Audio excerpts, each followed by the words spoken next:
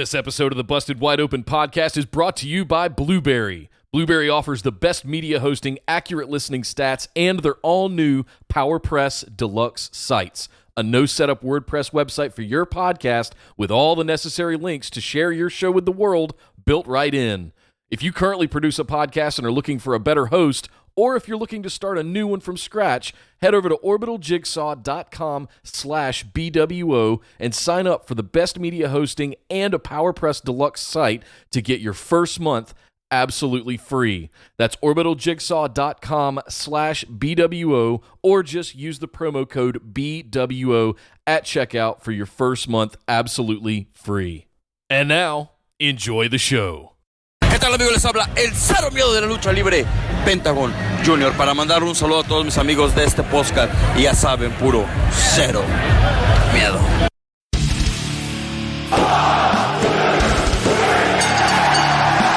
You're listening to the Busted Wide Open podcast, dropping the elbow on the hottest topics in sports entertainment and the world of professional wrestling. With your hosts, Nick Howell and Sir Ian Dangerous. Coming to you from the Orbital Jigsaw Network Arena in sunny Southern California.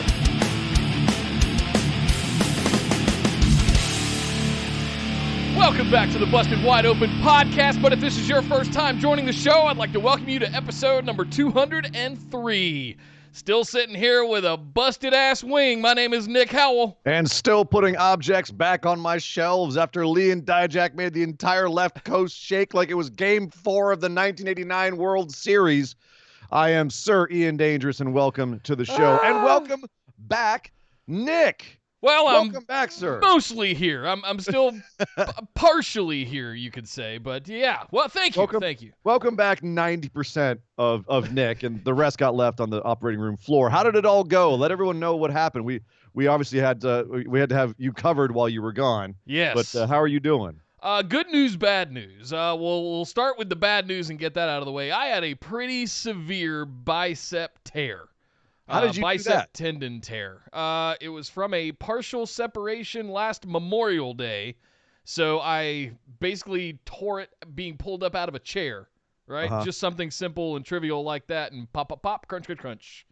So lived with it for 9 months going, it's fine, take some ibuprofen, not a big deal. All through the summer, all through the move in December, if you guys remember all of that, moving this whole thing. I'm a big, tough, strong man. It's don't need no surgery. Well, I did. That was the bad news. I really tore up my bicep tendon. The good news is, the thing that I was really scared about, is that I did not damage my rotator cuff in any way. So this is not going to be a short, trivial recovery in any way, but it is also not going to be a 4-month miserable rotator cuff recovery process. So, yes. So yes, is it safe to I say, am sitting here in a sling in case you're not watching on YouTube. Hi, chat. How you doing, guys? Thanks for joining us. But yeah, if you're just listening to the audio, you can't see this sling and cushion and all of this contraption that I got wrapped around and how I'm going to run this whole thing basically with one finger. I've got the Simon Miller finger of power over here that's able to control this whole thing for me. So, yeah, it's a little bit awkward and weird being right-handed and having to do everything with your left hand, and it's not just writing, but it's like mouse clicking, things we take for granted, adjusting the level on your seat that's always on the right side that I can't read. Life is interesting without both arms, for sure. So over there, now that you're having to operate solely with the finger poke of doom, is it safe to say that you're going to take it easy with masturbation next time, and you're just going to not try to rip your arm out of its socket? Getting out of the chair, my eye. Guys, well, I want to make sure show. you come over and join us in the Facebook discussion group, because that's where we all hang out, and Ian makes Bingo. terrible jokes just like that one. Hey. Go ahead and head over to Facebook.com, search for Busted Wide Open, like our pages. Send us a join request to get right into the group with the rest of the phenomenal ones, and also you'll find links to all kinds of good stuff, funny memes, news articles, and our Discord server where you want to get into our live chat community throughout the week. We have dedicated chat channels for all of the shows that happen throughout the week, as well as pay-per-views get their own special channels like we had last weekend for NXT TakeOver Portland, which I hear might have been a good show. I hate that I missed not being able to weigh in on that one, But luckily, you guys were still able to get that one out, and I appreciate both of you for doing that. Yeah, shout out to JB for filling in while you were gone. If you didn't listen to last episode, we did have a guest host, the lovely and talented JB.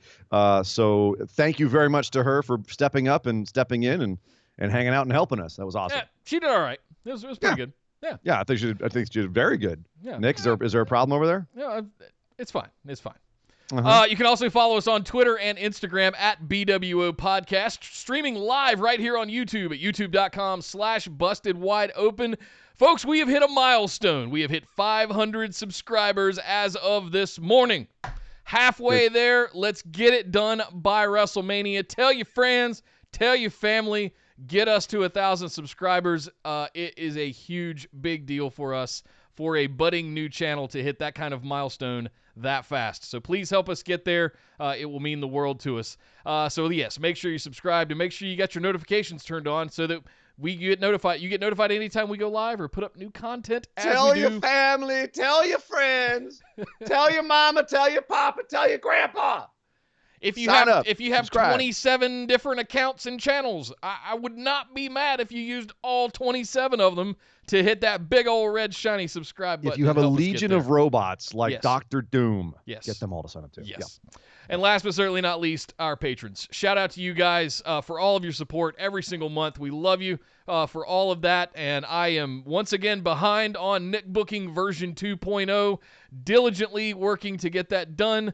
The drugs that I've been on the last few days have unfortunately hindered me from making any progress on that. But now That should have helped. That should have helped. Well, it doesn't help with things like motor skills and actually, like I could have rambled. Jackson Riker's going to main event against Nia Jax. Yeah, I could have done that, but it probably would have made more sense than what I'm actually putting together. Hint, hint, wink, wink. Oh, no. Oh no. Be afraid. Be very afraid. But if you guys would like to get on some of those exclusives, head over to patreon.com/BWO. Sign up for one of those awesome reward tiers that we've got broken out for you. Anywhere from $1 in the tip jar all the way up to $1,000 a month. Nature Boy, Ric Flair, limo riding, kiss stealing status. You can get anything you want over there. Bonus episodes, sweet swag, Skype calls with me and Ian once a month. All kinds of good stuff. Patreon.com/BWO. But Ian, as always, the Saturday show is packed as we had some mammoth content this week. So let's not waste any time and kick things over and talk about All Elite Wrestling.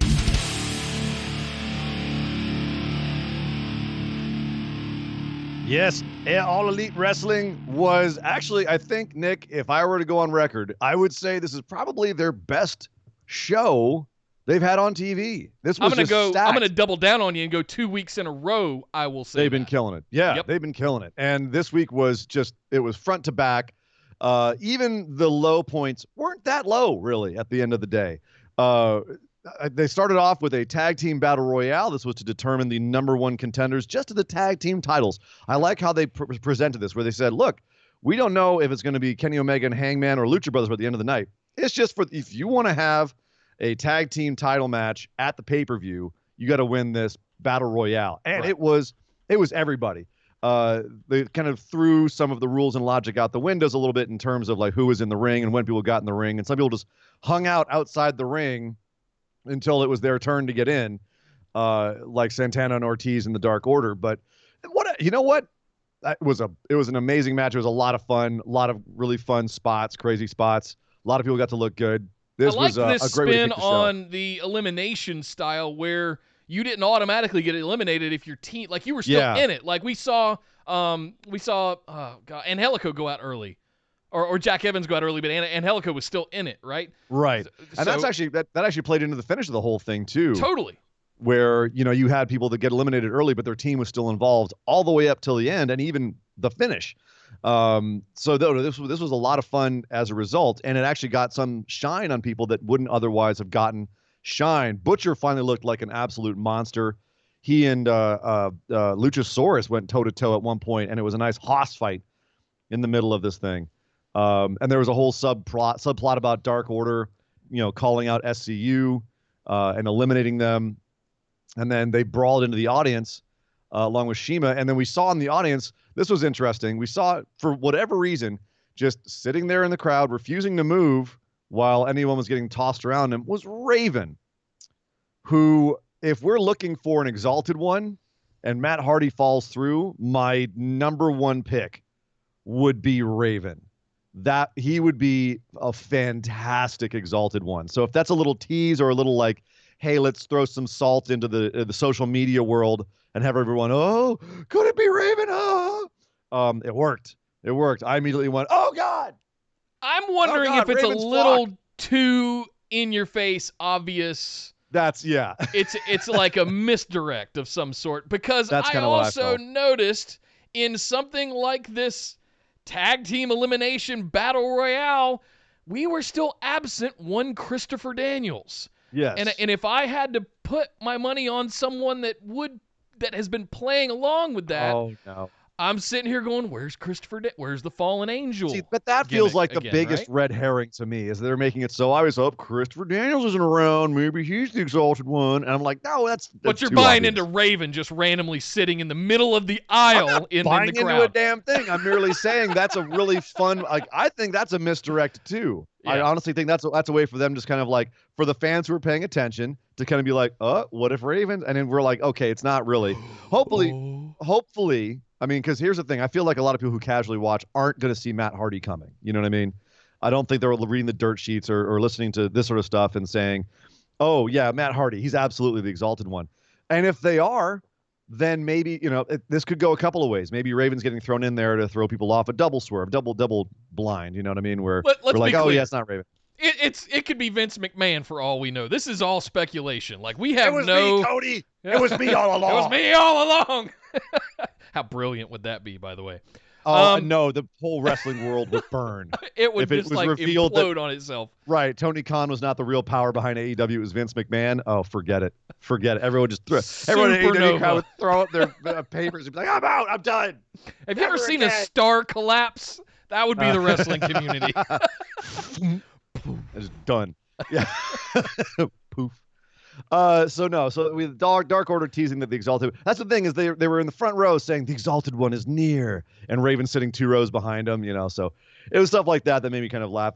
Shima walked off with one of their masks, like he might join. So there's a couple of little like hints out there that the Dark Order is possibly growing.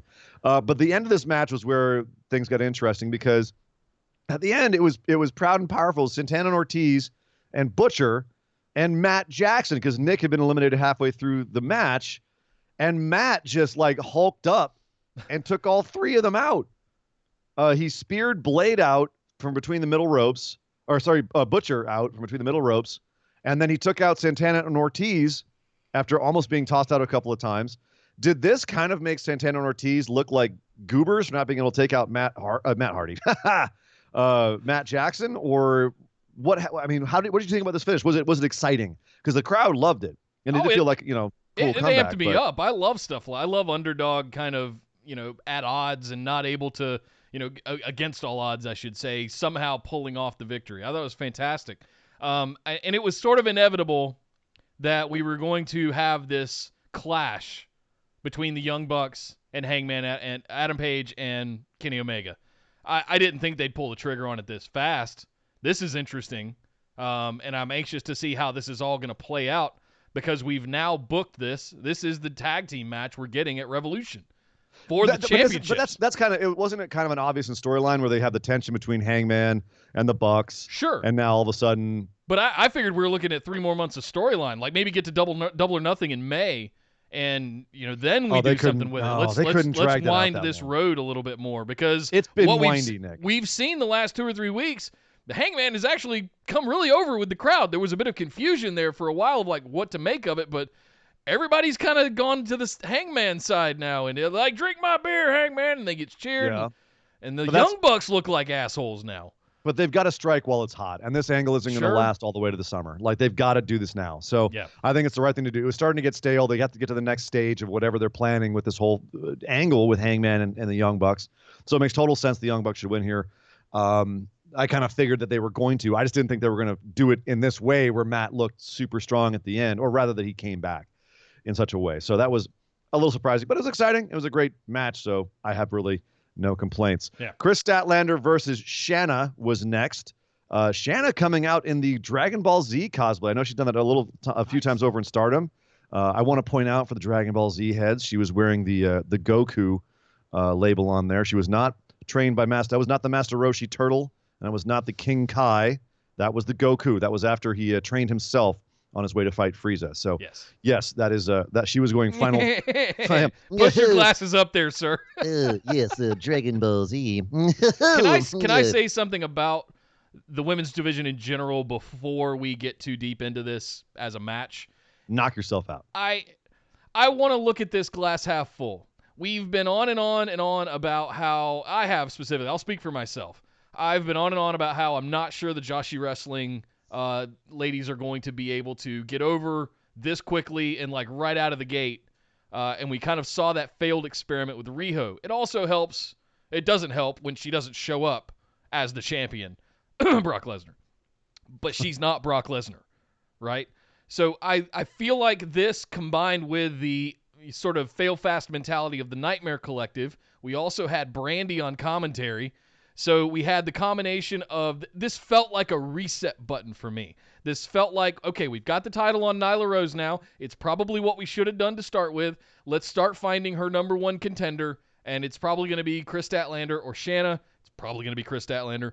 But we also introduced a Big Swole into the picture. So this whole thing, I want to be positive about it because it feels like the reset button we've sort of been waiting for the last month or so. Yeah, and it does feel that way. It feels like Nyla winning is a reset, and she did have a promo after this match where she came out and announced that she was, the dominant champ, and no one's going to take it off of her. And she rewritten history and said, "Look, this is how it should have been all along. This is destiny." And as you said, Chris Statlander came out after having won her match against Shanna earlier, and is now, I think, number 2. Riho still has the best record, but Statlander is right behind her. And then she came out and confronted Nyla.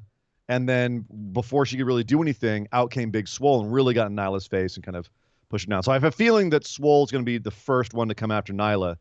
And Statlander, we're all going to be knowing the Statlander's there. At some point, she's going to get that championship run. So, yeah, I'm feeling a lot better with how things are directed now. It feels a lot cleaner. It feels like a lot more like we know who's who now in the women's division. Yeah. If they wanted to prop up someone like Hikaru Shida or something like that to include them in this, they still could. I think they need time to build up Hikaru Shida and some of the Emi Sakura. That's what I mean, though. Now they have time. They've got some established people. Britt Baker's still around. You know what I mean? We've got some, and she actually attacked. Who she attacked? But Shanna backstage. Yeah, after the match. Yeah. Yeah. So there's still plenty of, I think there's now more women that we have our heads wrapped around. We know who they are, and we know their place in the division. So shout out to Butters for $10 in the tip jar. I wish I could clap, but I can't. I'll say yes. I'll clap. There you go. Thank you very much, sir. Much obliged. And he says, tip is paying my dues for last night's drinks and some more meds for Nick. Yes.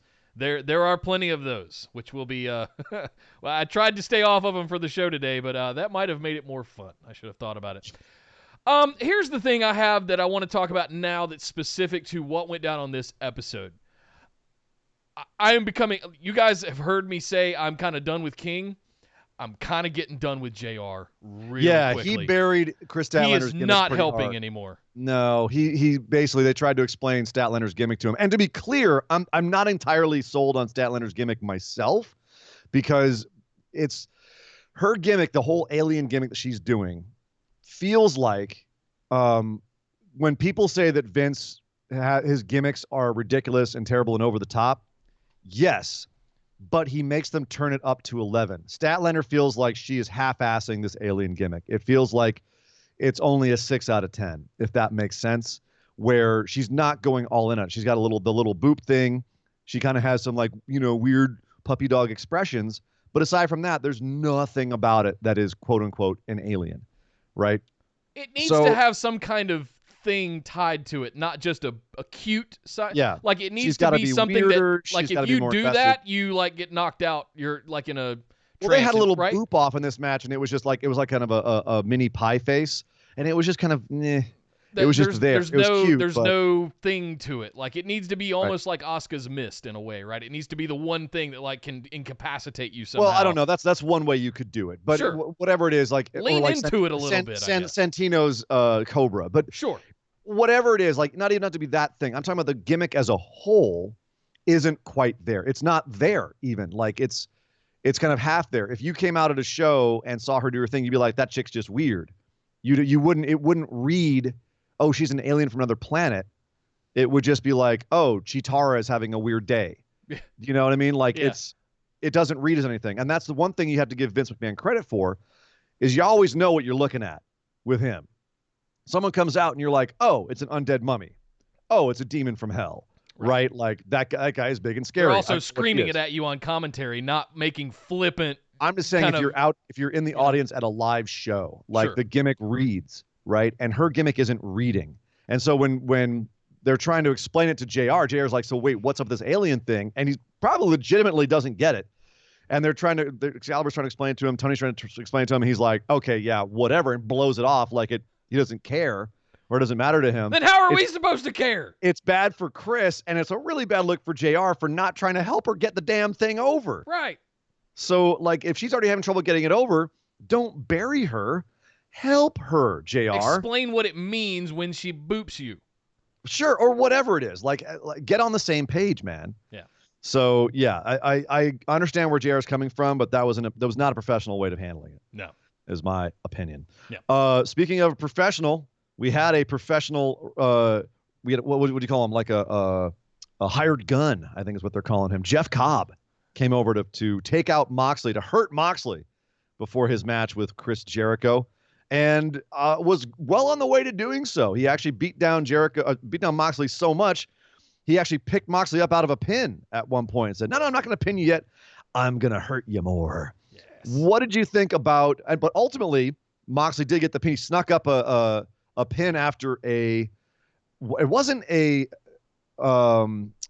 it was a suplex off the top. They did a superplex, but Moxley grabbed. It was a second rope superplex. But second rope, yeah. Moxley grabbed his thigh like on the way down. He rolled it up with immediately rolled him over into a roll up. So, what did you think about how they presented Cobb here? Because you and I are Jeff Cobb fans forever. Like, what did you think about how they presented Cobb? Loved it. Did he look strong here? Was it okay for him to lose in this way? Yes, it was very Matanza-esque, where he's a big, bad, strong man, come out, kill. No words need to be spoken. You know what he is the minute he walks down the ramp. But I love that this was an intelligent move that, Big Bad Monster couldn't outsmart. And that was the thing I took away from the match. It still made Jeff Cobb look like a damn monster, right? Doing moves, the stuff that he was doing. But it also made Moxley look like really kind of smart, getting out of situations.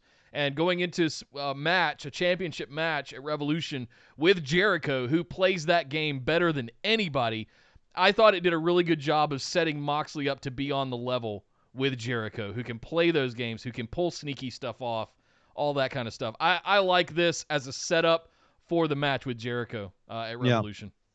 And they did have the beatdown afterwards. So this is also interesting. They had the beatdown afterwards naturally. As soon as the bell rang, all of the inner circle leaped to the barricade. They were in the crowd with their tickets. And they left the barricade and jumped in and all started pounding on Moxley. Dustin Rhodes comes out for the save. Even he couldn't help them. He ended up getting swallowed up by the inner circle. But then the lights go out. And who should come for the save but Darby Allin, who got his revenge, skated down to the ring, and immediately started laying into everybody with his skateboard, blocked a low blow from Jeff Hager with a skateboard, hit everyone in the face with the skateboard. Skateboards everywhere, skateboards for everyone. So Darby Allin is involved with this. Dustin Rhodes obviously has some beef with Hager. They've got a match at Revolution, and Allin, I believe now it's confirmed he has a match with Sammy Guevara as well. Cool. So that is how they're laying all this out. I thought it was a great way to set all that up. Awesome. I agree. I thought Cobb looked great. Having him be arrogant and try to continue the punishment and then just get rolled up on a move, he still looks strong. When they're working out what they're gonna how they're gonna work with him, he wants to be able to go work for New Japan and Ring of Honor still, so they're trying to work that into his contract.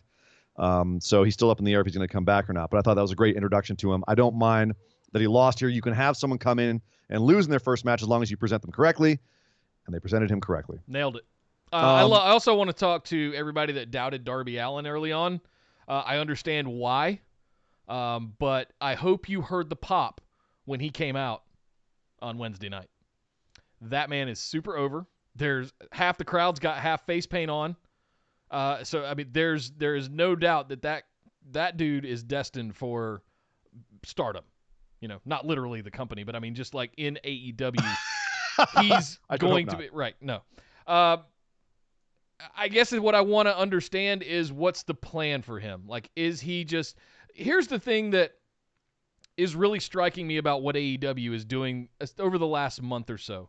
There are so many sidecar feuds and storylines happening in and around Inner Circle and Moxley and Omega and Pac, and just like there's so much swarming around. It makes me remember all of the things that I really used to love about like 90s wrestling. Like there was so much interwoven storylines and intermixed stuff.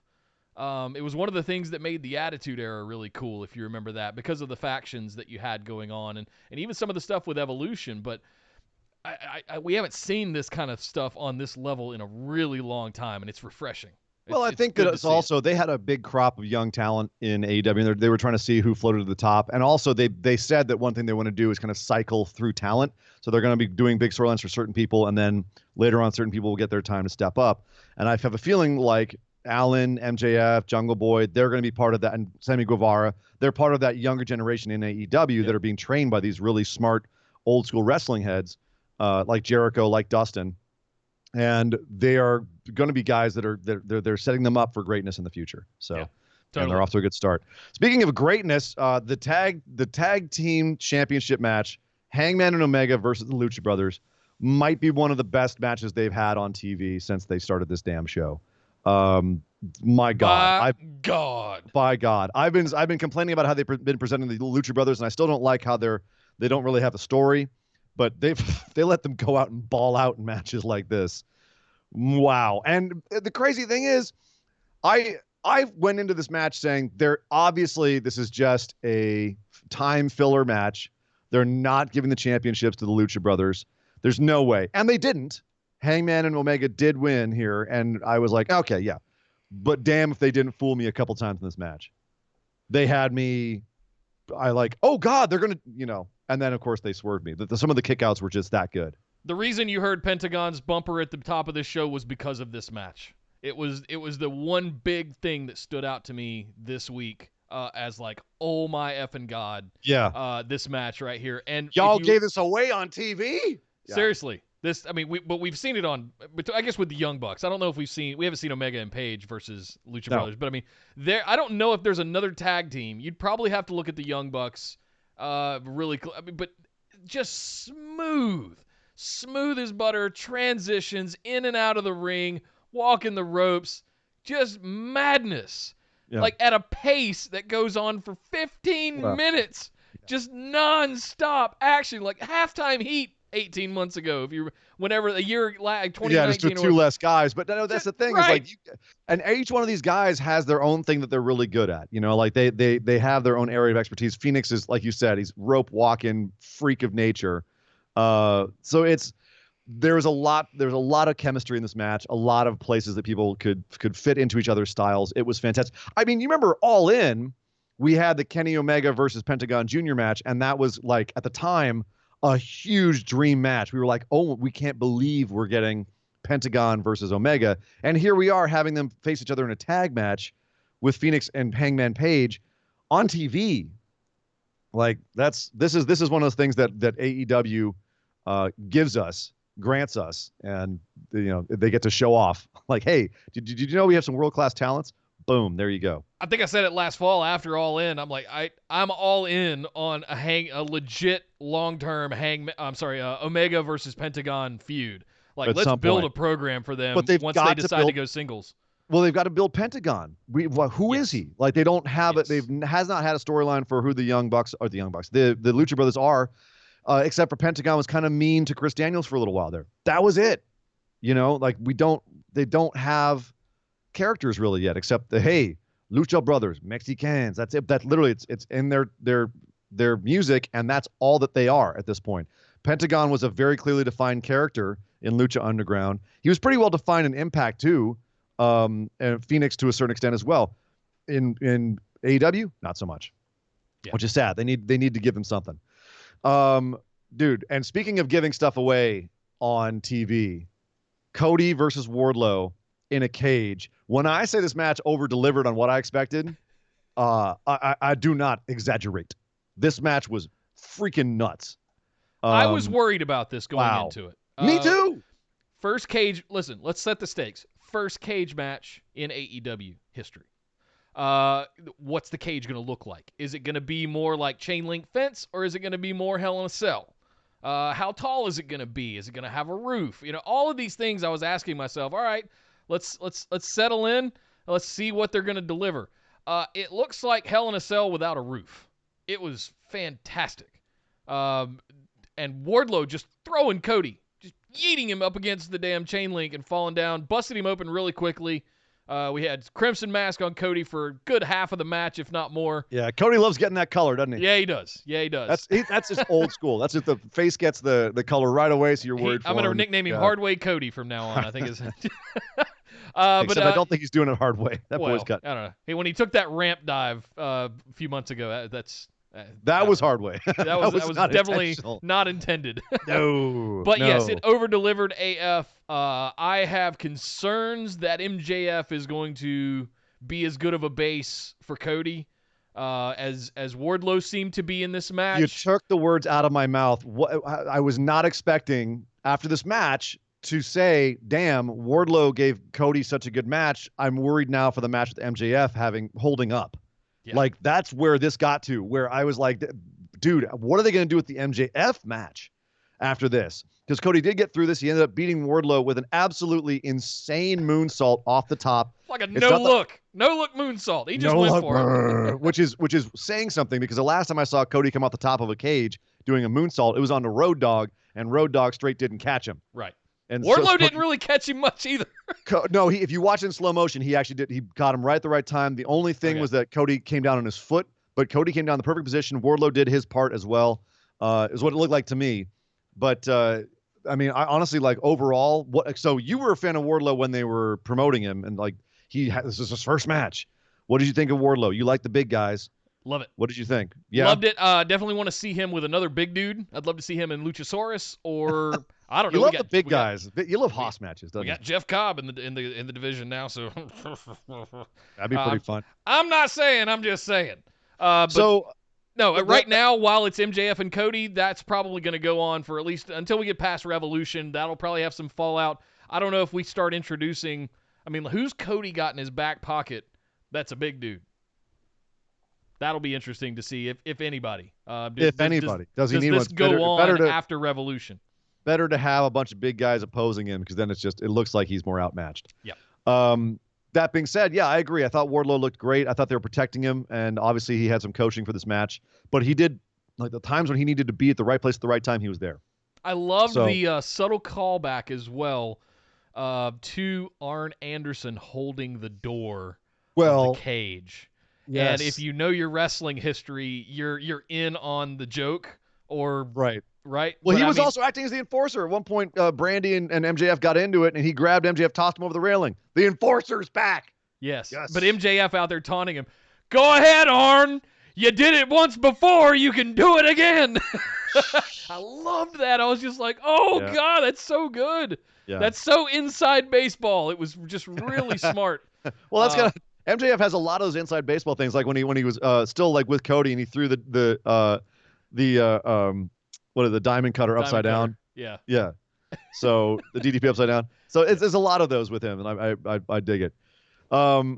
Dude, did you see the promo? Cody's promo it was off air. I don't know why they didn't air his promo. Is it on YouTube or? Yeah, they have it on YouTube. I haven't seen it yet. No.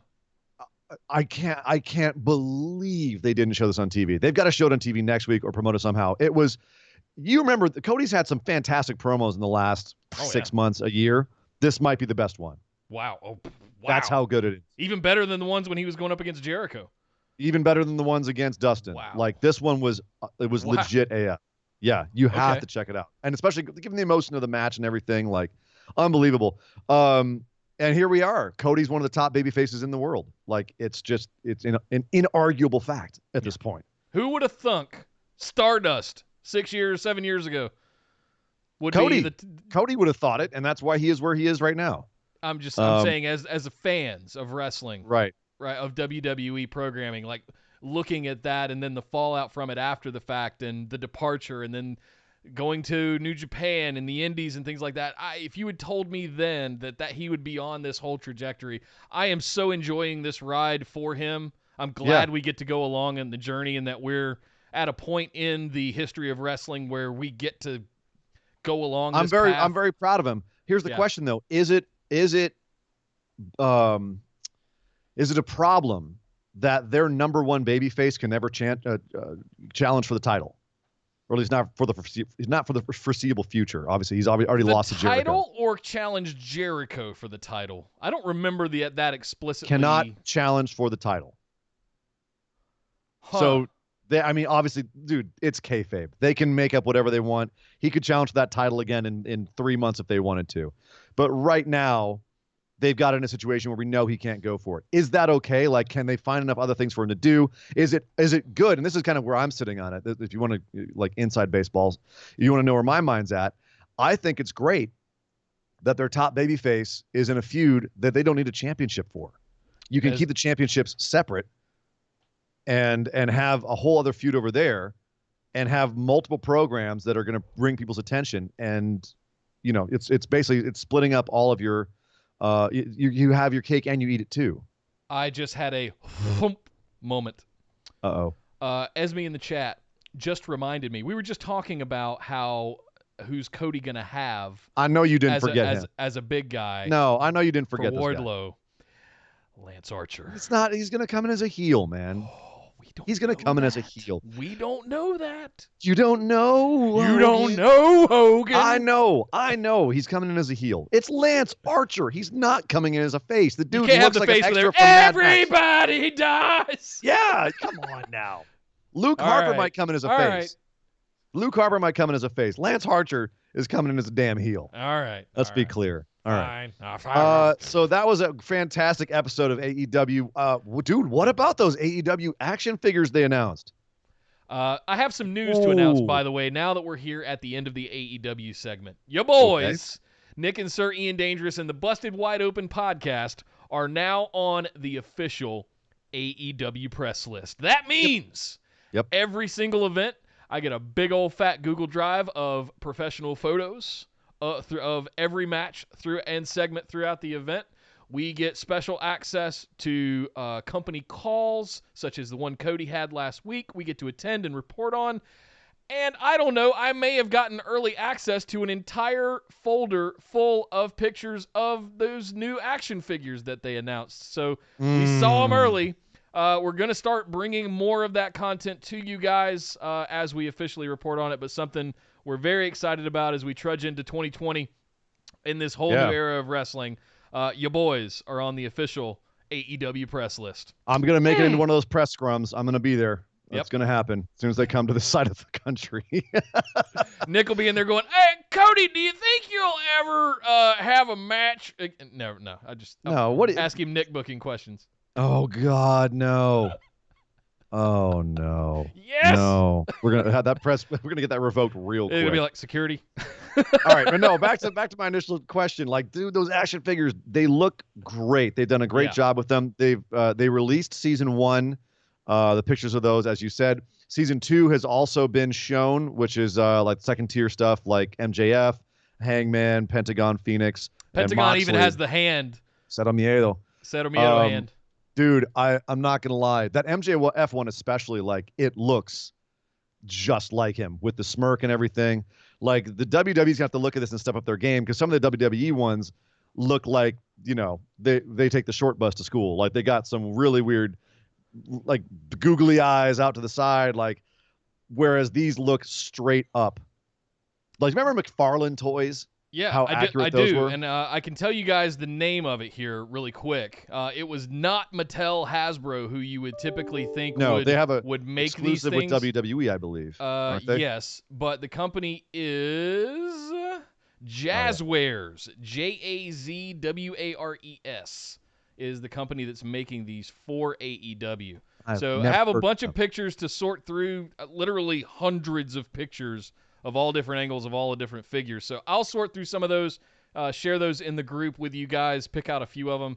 But yeah, that's the big news I wanted to share here. Thank you for saving that until I got back. I know you hinted at it on the episode earlier this week with JB, but yeah, I didn't want to say it until you were back. Amazing, and I can't wait to get my hands on a particular couple of them that I'm very interested in. Indeed. Me as well. Well, that is it for All Elite Wrestling, but there is tons more. Don't go anywhere, but we're going to jump over and talk about NXT.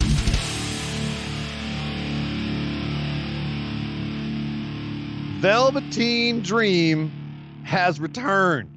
He's back, and he had a match with Roderick Strong. It ended in a beatdown after Dream picked up the win. It was a pretty quick match, I'm not going to lie. I was surprised at how quick the match was and how straightforward it was.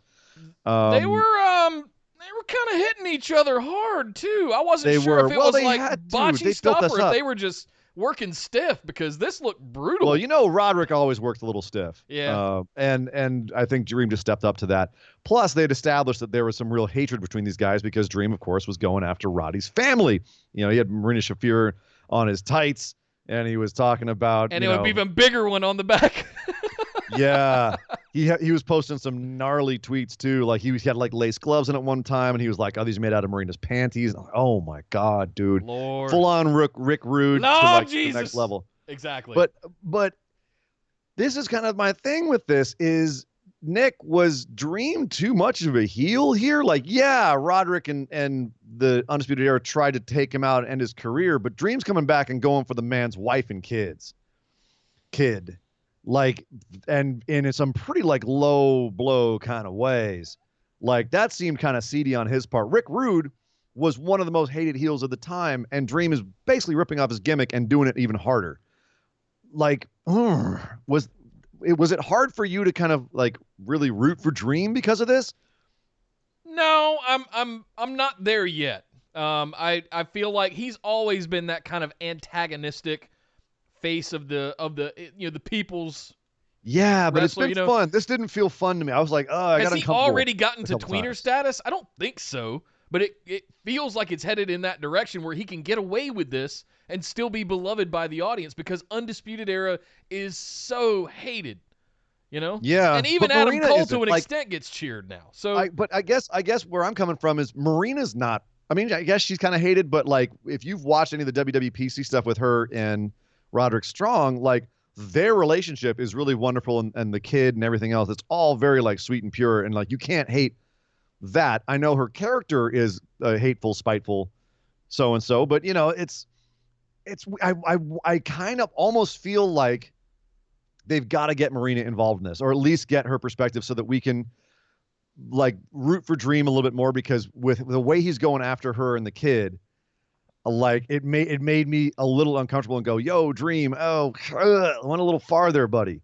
You know what I mean? I mean, that's just me. Maybe I'm being overly sensitive. But I think that works with the Full Sail. Look, NXT is not main roster. I think if you do that on main roster, you end up with Samoa Joe chasing Wendy, right? And it gets a little campy. But I think there's something different about the atmosphere in the audience in NXT where they can do this kind of stuff. But Joe was the heel in that, and it's okay if it's the heel, and Joe pulled it off. Joe was able to pull off being threatening to the family. The Dream I'll is remind you of the your face demographic here. numbers for NXT versus main roster. But you know, it's a 55 average audience, right? Am I crazy? Dream is the face here. This isn't face stuff. He's not doing face stuff here. But it's a more mature, I guess is what I'm getting I don't think at. it's nothing to do with maturity, though. It's straight just to do with how it makes you, like, you're cheering a guy.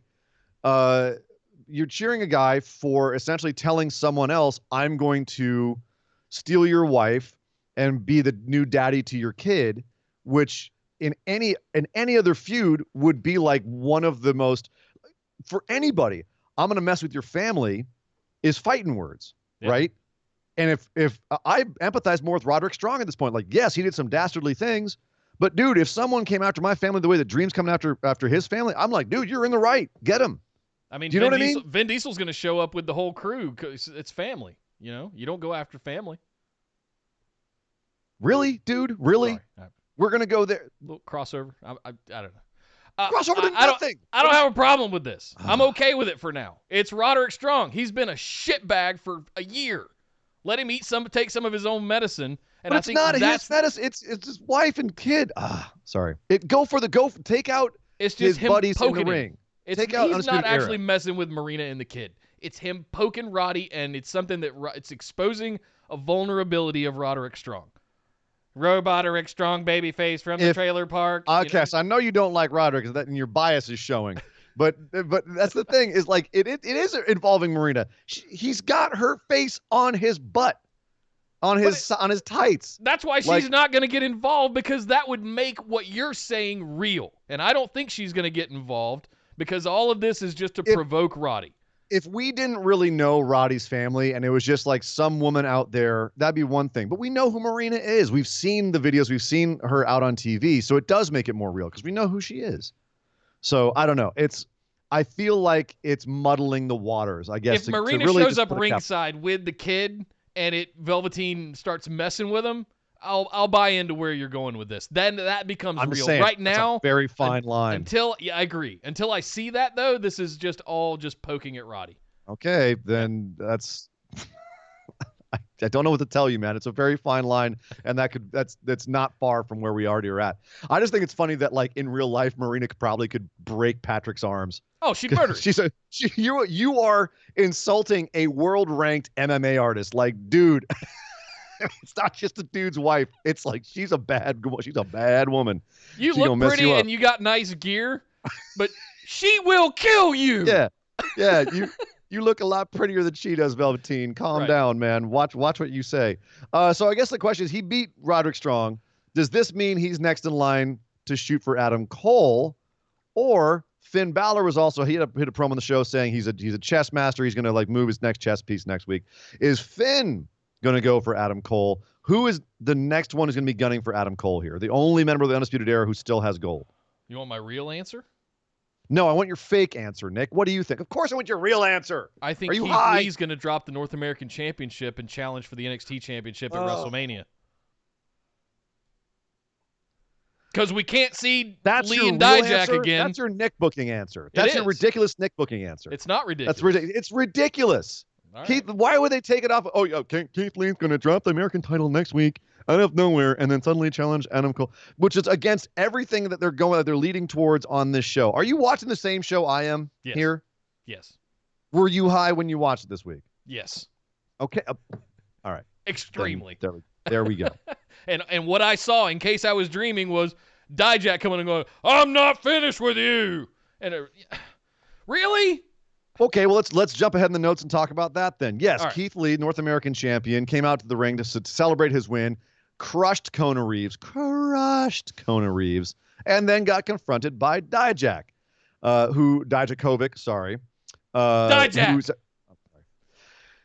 Dijak, who said, essentially, like you said, he's like, "I'm not finished with you. I want more. I'm not done. I didn't, you didn't really beat me because my back gave out. I can't quit you." Spanish fly. I did a top rope Spanish fly, and I messed up my back doing it, so I couldn't give you the finishing move. And you gave me your finishing move, and you beat me. Which, by the way, I just kind of want to tell Dijak this. Yes, that's how you lose. Yeah. That's literally like, that's a loss. Yeah. That's how it works. Top rope Spanish flies hurt. Right. Like, that's not like, no, I would have won. No, you didn't win because of that. That's exactly how it works. But Keith Lee was nicer than I am about it. He said, "All right, dude, I'm down to fight forever. The crowd wants us to. You get Regal to sign off on it, and we're good to go." Which I thought that was a nice touch too, is saying, it's not up to me, it's up to the commish. Yep. Good. A little storytelling there. Should Lee and Dijak continue, or was that a good stopping point? Not what do you want, but like, is it going to be decreasing dividends? Have they reached their pinnacle? Yes. They should have let it go with that match at TakeOver. That's kind of what I think too. Yeah, I feel like kind of what I think too. You're biting off a little bit more than you should. You're going to the well one too many times. Like, We got it. We understood it. It was a banger match. We absolutely loved it. Good Lord, it was awesome. That should have been the end of it. Let's move on. Right? We've got Mania to build for 2 months. Let's start that process. Dijak needs to go find another feud. And if he wants to find his way back to a championship opportunity, whoever that title ends up on over the next couple of months, fine. Keith Lee, let's give that a pause for a little bit. Well, this is kind of my point with this is right now Keith Lee is one of the most over guys in NXT, if not the most over. Him and Ciampa. Yeah. And Dijak can only look secondary to Keith Lee at this point. No matter what they do, he's always going to look slightly less than at this point. He's behind in the race for being over and being put next to Keith Lee. He looked great in that match. He should have lost that match because of how they're both presented. But he came out of that smelling like a rose, right? Where he was like, yes, he lost, but man, did he take it to Keith Lee. And Keith propped him up and was like, yeah, we love each other. Isn't this great? And Dijak got the cheers. He came out of that as way better than I thought he was going to. Yep. If you keep this up, you're going to have to either turn him into an absolutely asshole heel to get him that heat, which they're probably going to have to do here. And it's looking like that's where they're going with this. Dijak's going to have to go just like absolute evil, satanic heel. And by satanic, I don't mean literally satanic. I mean like he's got to be like the devil. On Keith Lee to feed off Keith Lee's momentum and Keith Lee's heat right now. You've got to have, the counterbalance to that. He's got to just be as much of an asshole to Keith Lee as possible so that we hate him as much as we love Keith Lee, if that makes sense. You can't just have him be kind of like middling around in the middle. Well, he kind of is friends with Keith Lee, but he's kind of not. That's not going to help him. And that's where he's at right now. So they've either got to make a strong choice with Dijak to make him go full-on evil heel, or they've got to get him away from Keith Lee and put him in another feud where he can look good and get over on his own. Yep. So this is that's what I'm worried about here. Listen, it is Nick booking. I will fully admit. But I feel like Keith Lee needs to get to maybe he runs with the North American all the way to Mania TakeOver. But I feel like he's the next one, man. I really do. And in the future, like you've got plenty of time, dude. You've got so many other guys that are in the title picture right now. Whether it's Cole, whether it's Dream, who's been there way longer than Keith, whether it's Finn Balor. You got other guys. That's why Keith Lee is the North American Championship right now. They got to strap him with something. So yeah, no, I think it's gonna be a while before Keith Lee even sniffs any other kind of gold in that company. But he's gonna have his own feuds over the North American Championship land. So, that is just Nick booking. That is Nick impatience.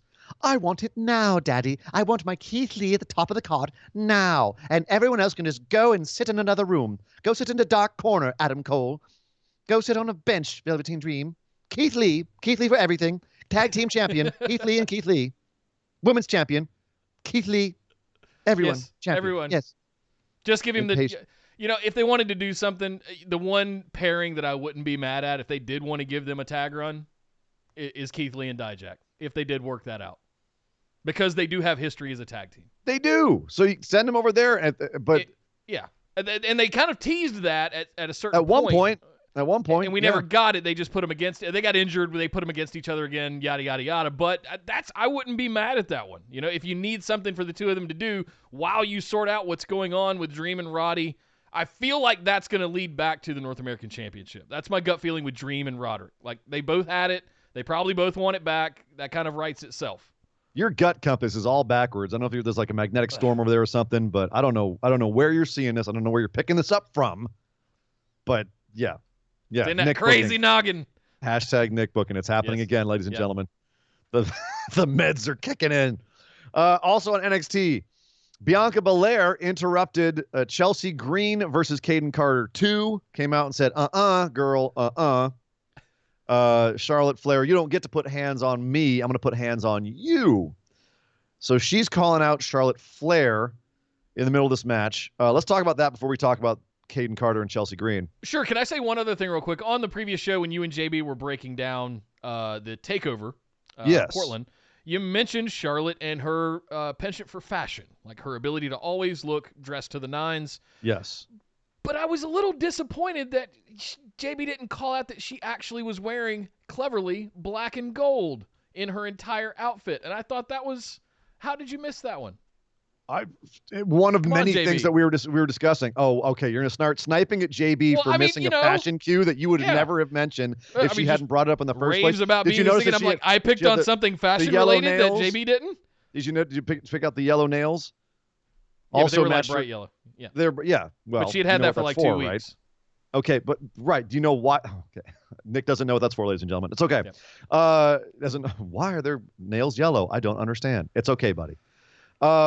But no, yes, Nick, if you want to discuss fashion with JB, I'll be happy to bring her back on the show. No, and that's she fine. will smoke you on fashion. Yes, she will.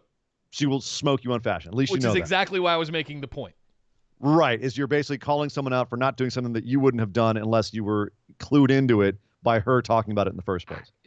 It was really cool. I liked it. I liked the all black with the gold accents. I thought it was a really sort of foreshadowing thing. Like, are we really gonna?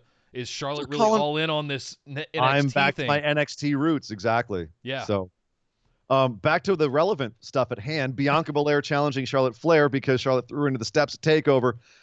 Is this leading to that triple threat that we were talking about? Is this basically Bianca saying, I'm not done? Because here's the thing. If you have Bianca come back for Charlotte and don't have her win, then that's another one that Bianca is shooting for the moon and showing up short, and that's kind of going to undercut her at certain point. We were saying... Funny that you said shooting at the moon, because all I can think about is Ember freaking Moon. This exact same thing happened to her underneath Asuka's where she was the perpetual reign. almost ran. Perpetual almost ran. And then Nikki Cross came in and challenged, and all of that stuff happened, but right? But Nikki always felt like something a little bit more on the side. Ember was in the title picture, lost it, kept like being almost at the title level, and has never got it. Bianca's there too. I'm not going to say this is a problem that WWE has across its history with having really big African-American performers that are all almost, and they never quite get that moment. But it popped into my mind with this one as soon as Bianca was like, hey, Charlotte, I'm going to take you out. I'm like, oh, you can't have her involved in this given the fact that she has been the perpetual almost ran for the last 2 years. I feel like at some point you've got to strap her if you're going to keep having her messing around with the top ladies and looking strong against Rhea Ripley. Like she just barely came up short there.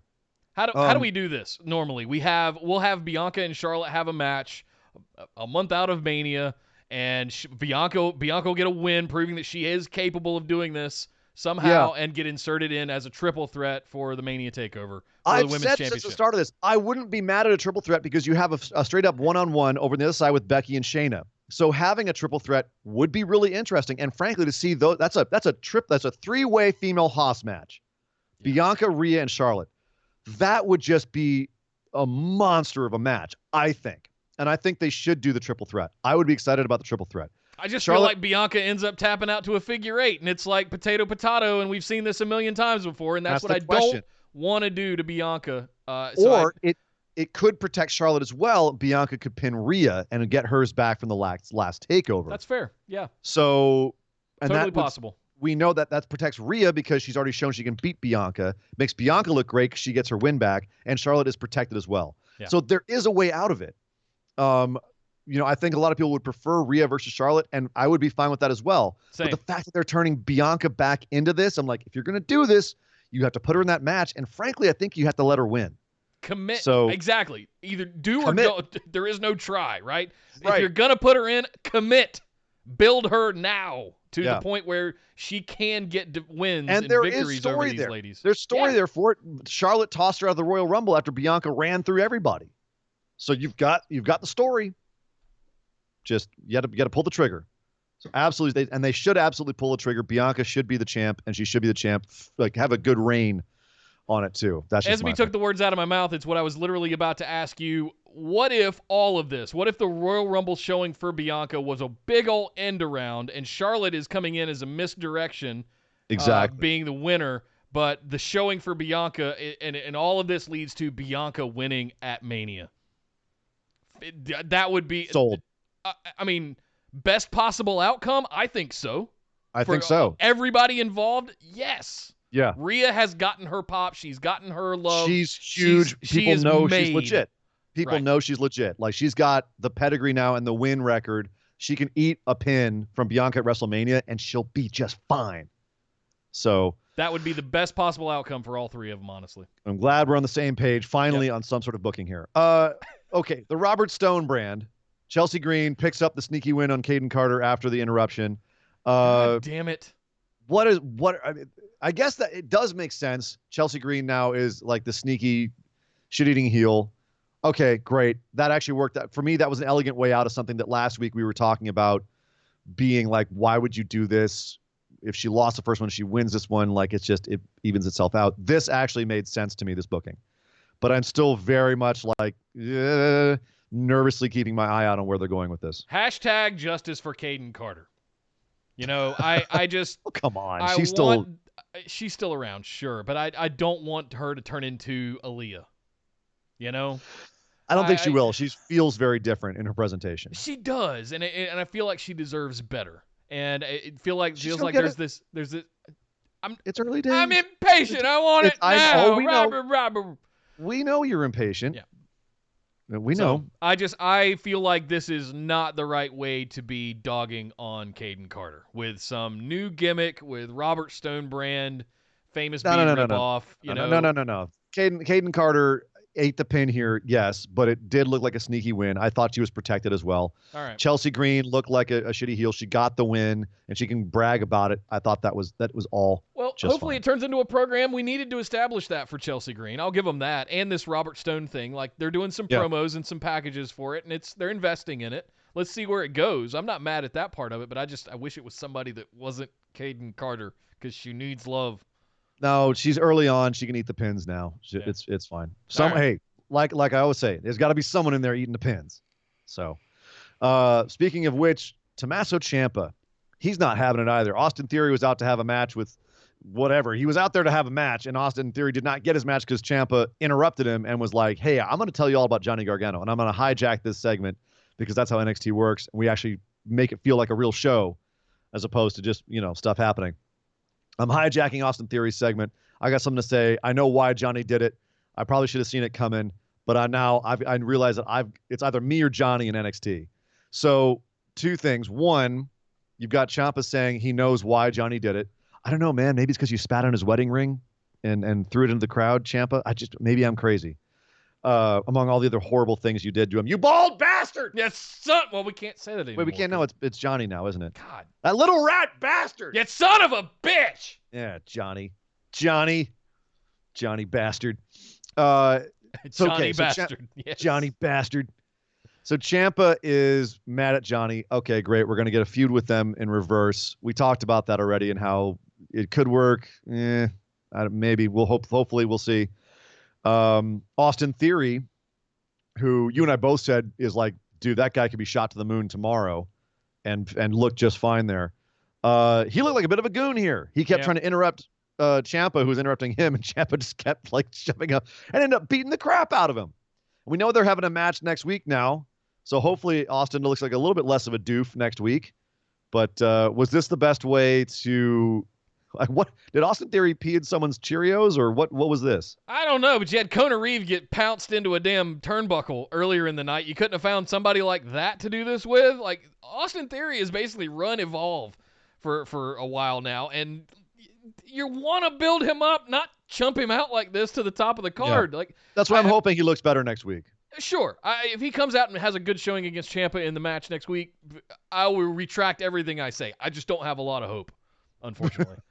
Well, like I said, maybe he pissed somebody off. He came in with some attitude, and he had to be straightened up a little bit. That's the only thing I can think. Ciampa versus Gargano. Are you excited for this, or are you nervous like I am? Skeptically optimistic. It's kind of the inverse of what I thought, and I think last week predicted or last Saturday in our pick'ems. I was booking some crazy shit. Like, I think they're gonna get back to Johnny and Ciampa and have that WrestleMania moment. I wasn't really sure how they were gonna get there. I thought it would be like Johnny comes out to congratulate him and Ciampa turns on him again after winning the title. I think that's what I said. But this was an interesting turn, and it might end up in the same result, just with a bit of a role reversal. But I think the end game here is to get Ciampa Gargano for the NXT Championship at Mania. Oh yeah. So yeah. How they get there is I don't give a damn. And not a single finisher will be left unkicked out of. Right, exactly. Finisher spam for 45 minutes. Just nothing. And but there's the main event match for Exactly. Mania Takeover. It's an Iron Man kick out match. Who can kick out more times? You're only allowed to do finishing moves. No grappling, no submissions. Just finisher spam. Right. Cheat code match. Yep. Yeah. Oh my God. All right, so a couple more things on NXT. The Broserweights had a match with Oni Lorcan and Danny Burch. Nice to see them back. That was a nice surprise. I wasn't expecting that. Yeah, so a fairly thin tag division. We also had the Grizzled Young Vets versus the Team Good Hand, which is just ouch. That's like what was it on the main roster where they had I feel seen. Jesus, what was it? The Job Squad? Right. Just some of the stuff like that sort of thing. Yeah. Social misfits or social outcasts. Like Heath Slater, you're talking. Yeah. Yeah. Oh and my Rhino. God, it's like just a little too on the nose there, guys. Of course, Team Good Hand, Raul Mendoza and Joaquin Wilde. So Poor what Raul. do you think about? Oh man. Yeah, they're even acknowledging it now. Where like they're just talking about how the dude, he's always there. He doesn't win a lot, but when he does, it's great. Yeah. And he's the definition of a good hand. Raul Mendoza is absolutely an amazing wrestler. He can make anybody look good. How are you feeling about the tag team division? Grizzled Young Vets looks like they're coming over full time in NXT US. Great call. They need what those guys bring to the table. A super dynamic tag team, good on the stick, can build a feud, get massive heat. I think it's smart to bring them over. Are they the next ones in line for the Broserweights? I don't know, because to tie all this together, we also had a backstage promo with a very jubilant, happy-go-lucky Jackson Riker in the Forgotten Sons. Like, I wasn't like, hey, guys, we're the Forgotten Sons. We'll be forgotten no more. Did you forget about us? Hey, Bob Babadoo? Oh, yeah. Hey. So I'm not really sure what to make of all that. I love Zach Gibson, and I love the Grizzled Young Vets, and I love the fact that the Dusty Classic has shown a bright spotlight on the UK tag division specifically, and some of that's making its way over to US TV. But it's kind of just them and the Forgotten Sons now. Street Profits are gone. War Machine's gone. Like, are we gonna have to like start doing like Bobby Darin every time the Forgotten Sons come out? Hey, it's the Forgotten Sons somewhere. Don't worry. Be happy. Beyond the sea, you did forget about me. Over here in NXT, the Forgotten Sons are gonna beat you. Where's my trumpet? I'm telling you, man. Maybe that's their new thing. You might actually get Jackson Riker over with me if we start Bobby Darining every time they come out. He comes out in a long trench coat or a long or like Dean Martin. Yeah, like a Dean Martin coat. Yeah, with tails. That's what it is. Hey, you wacky kids. Bob Babaloo. I just had a martini and a cigarette, and I'm ready to work this match. Right. Oh, hey, so yeah, the tag division is looking better, I think. Like you've got guys on the side that they can bring them back in and build them up. Undisputed Era is still there, so it is looking a little bit brighter after, since the Dusty Cup. We were like, damn, that's a whole lot of singles guys forced into tag teams. So yeah, but I'm just saying, like, do you think it's the Forgotten Sons that are going to be going for the Broserweights? Like, let's say WrestleMania. Like, we got a couple of months to WrestleMania. Who's NXT Tampa? Who's facing the Broserweights for those titles?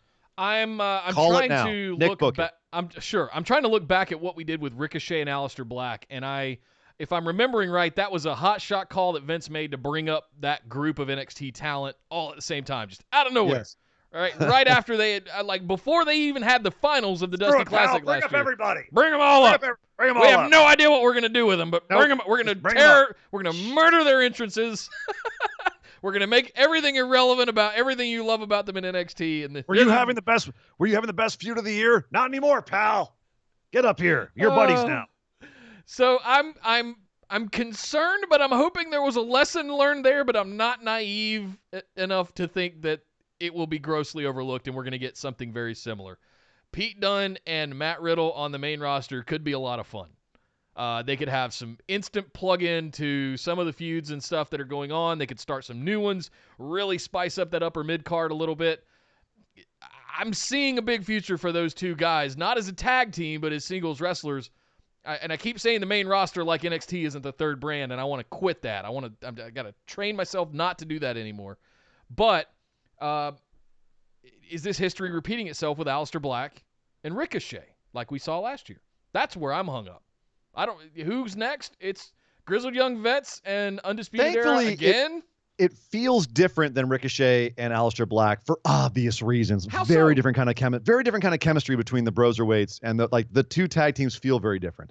You know what I mean? Like when you had that farewell match between the War Machine at the time, what Viking Raider War, whatever the experience, them and Ricochet Black, and Ricochet Black then lost the match, lost the titles, and got sent off to the main roster. Yeah. Not only was it a absolutely fantastic match, but it was a good farewell match. But they felt like a serious team.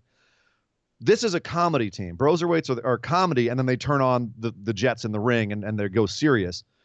But the way I don't think Riddle and Dunn are on their last run in NXT. I feel like they're just getting started. Okay. Right? So they feel different in that way.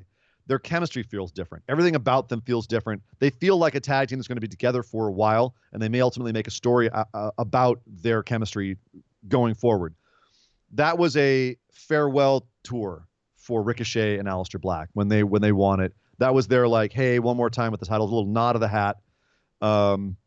Thanks for everything, guys. Good luck. That's what that felt like. All right. So this feels like more like a serious team now, and like they're going to keep promoting this series as a serious team, and it might actually make it easier for you to swallow because they're going to make it more serious. They've got an entrance, they've got a name, they were wearing matching clothes at TakeOver. Like they're taking it seriously as though they're a serious team that was thrown together, and that now they realize they've got great chemistry. They work together, and they're going to go forward as a team. Yep. So I'm with it. Let's see what happens. You can't not enjoy. There are people, there are dejectors that just hate the comedy side of this whole thing, the Abbott and Costello kind of stuff that they're doing. But I enjoy that for what it is. I still don't think they should be a tag team, but it's fun.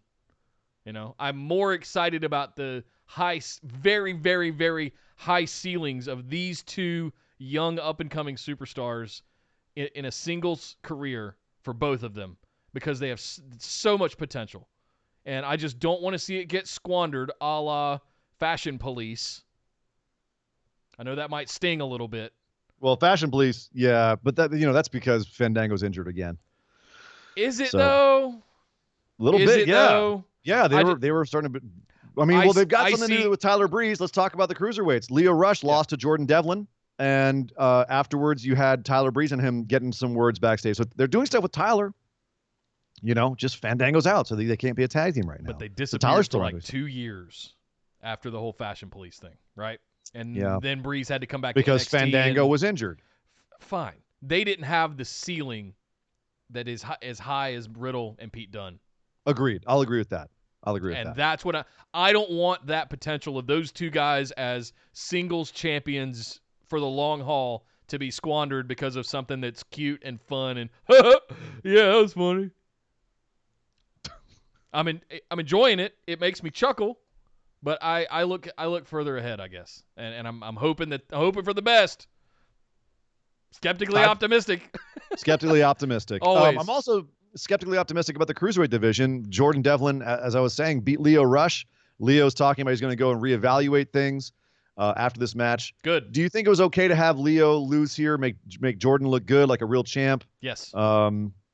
Because Leo held it for so long, it legitimized Devlin's victory. Are we feeling respect getting back into the cruiserweight division for the championship and everything else? Like, is the change of the colors of the belt and then they're who they're even having before that, hold it? Since Leo took it, Mm-hmm. there was something that was happened the moment around there. And then when they started talking about it as the NXT Cruiserweight Championship, there was something that legitimized it about. But they're still doing 205 lives. I don't know what the hell is. So I'm so confused. Crowds. I'm getting mixed signals. WWE. Like, what do you want with the cruiserweight division?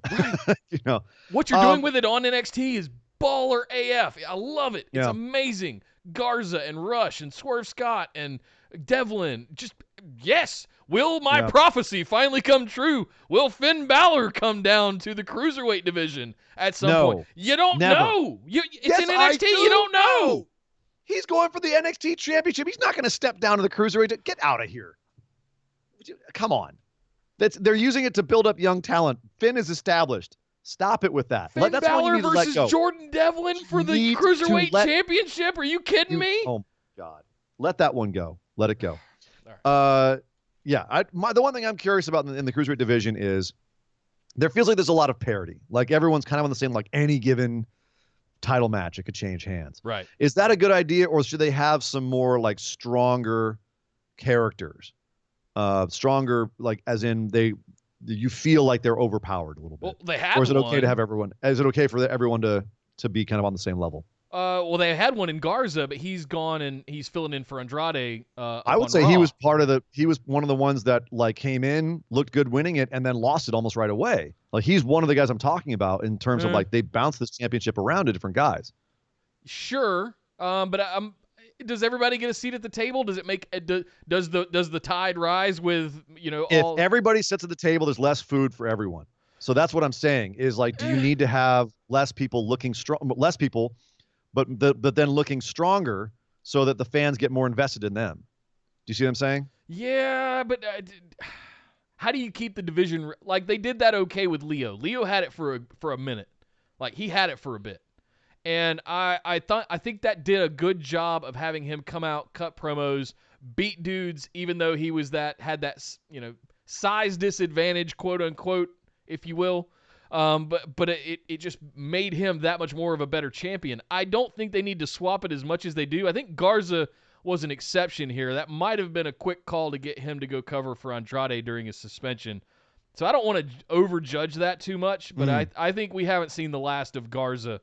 In the cruiserweight division. In the cruiserweight division, yeah. I don't know. Depending on how over he gets on the main roster, he might have. He's getting over. He's getting pretty over. Like he could potentially surpass Garza. I'm sorry, Andrade and Humberto if he keeps. There was a WrestleMania card leaked today, like a rough draft WrestleMania card leaked, and the opening match was Rey versus Andrade versus Humberto versus Garza for the U.S. title, for a fatal four-way. That was like the opening match of the show, or like the please make it a ladder match. Pre-show. WWE. Dear God, please make it a ladder match.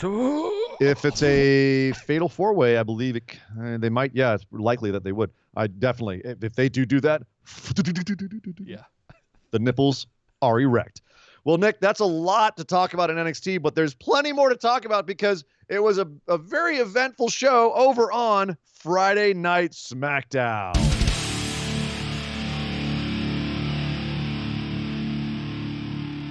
Well, we opened things up with the tag team division, which was a pleasant surprise for me. The Usos coming out, cutting their own little promo, and then throwing little fun words that ultimately led to the New Day coming out. That they had, and we love the New Day and the Usos in the ring, rapping back and forth with each other. Man, that is good quality entertainment in my mind. It is. I like them joking around and obviously showing respect. I like that. That's how they've developed how the teams interact, and that's a continuing, ongoing story. There's no lapse in that. They always treat each other the same way, which is friendly competition. And Co-opetition is like what I like to say. Sometimes a little prickly. Big E saying, "Yeah, you guys are good, but we got one more win than you do, which makes us better," and gets right up in his face, and they kind of laugh it off. And it's like that, huh? Yeah. Just instantly they're right back at each other. Yeah, your boys got jokes. Yeah, great stuff. I like, that they show that at any time, we could get competitive again. We could face each other again, but this is how we interact. Great stuff. Good character work. And then out comes Miz and Morrison, who try to get a new chant over. Miz, Morrison, hey, hey, ho, ho. Okay. It might be a bigger thing eventually than calling Corbin STD, which just kind of died a quick, sudden death, which is saying something considering The Rock came up with it. Okay, so we ultimately have a match. Usos and New Day versus Miz, Morrison, Rude, and Ziggler. Okay. Great. Thrown together AF. Was this kind of irrelevant given the fact that ultimately Rude and Ziggler ate the pin here, but they're the least relevant team to the title scene at this point, which must make you happy. that they're no longer like booked super strong. Like what?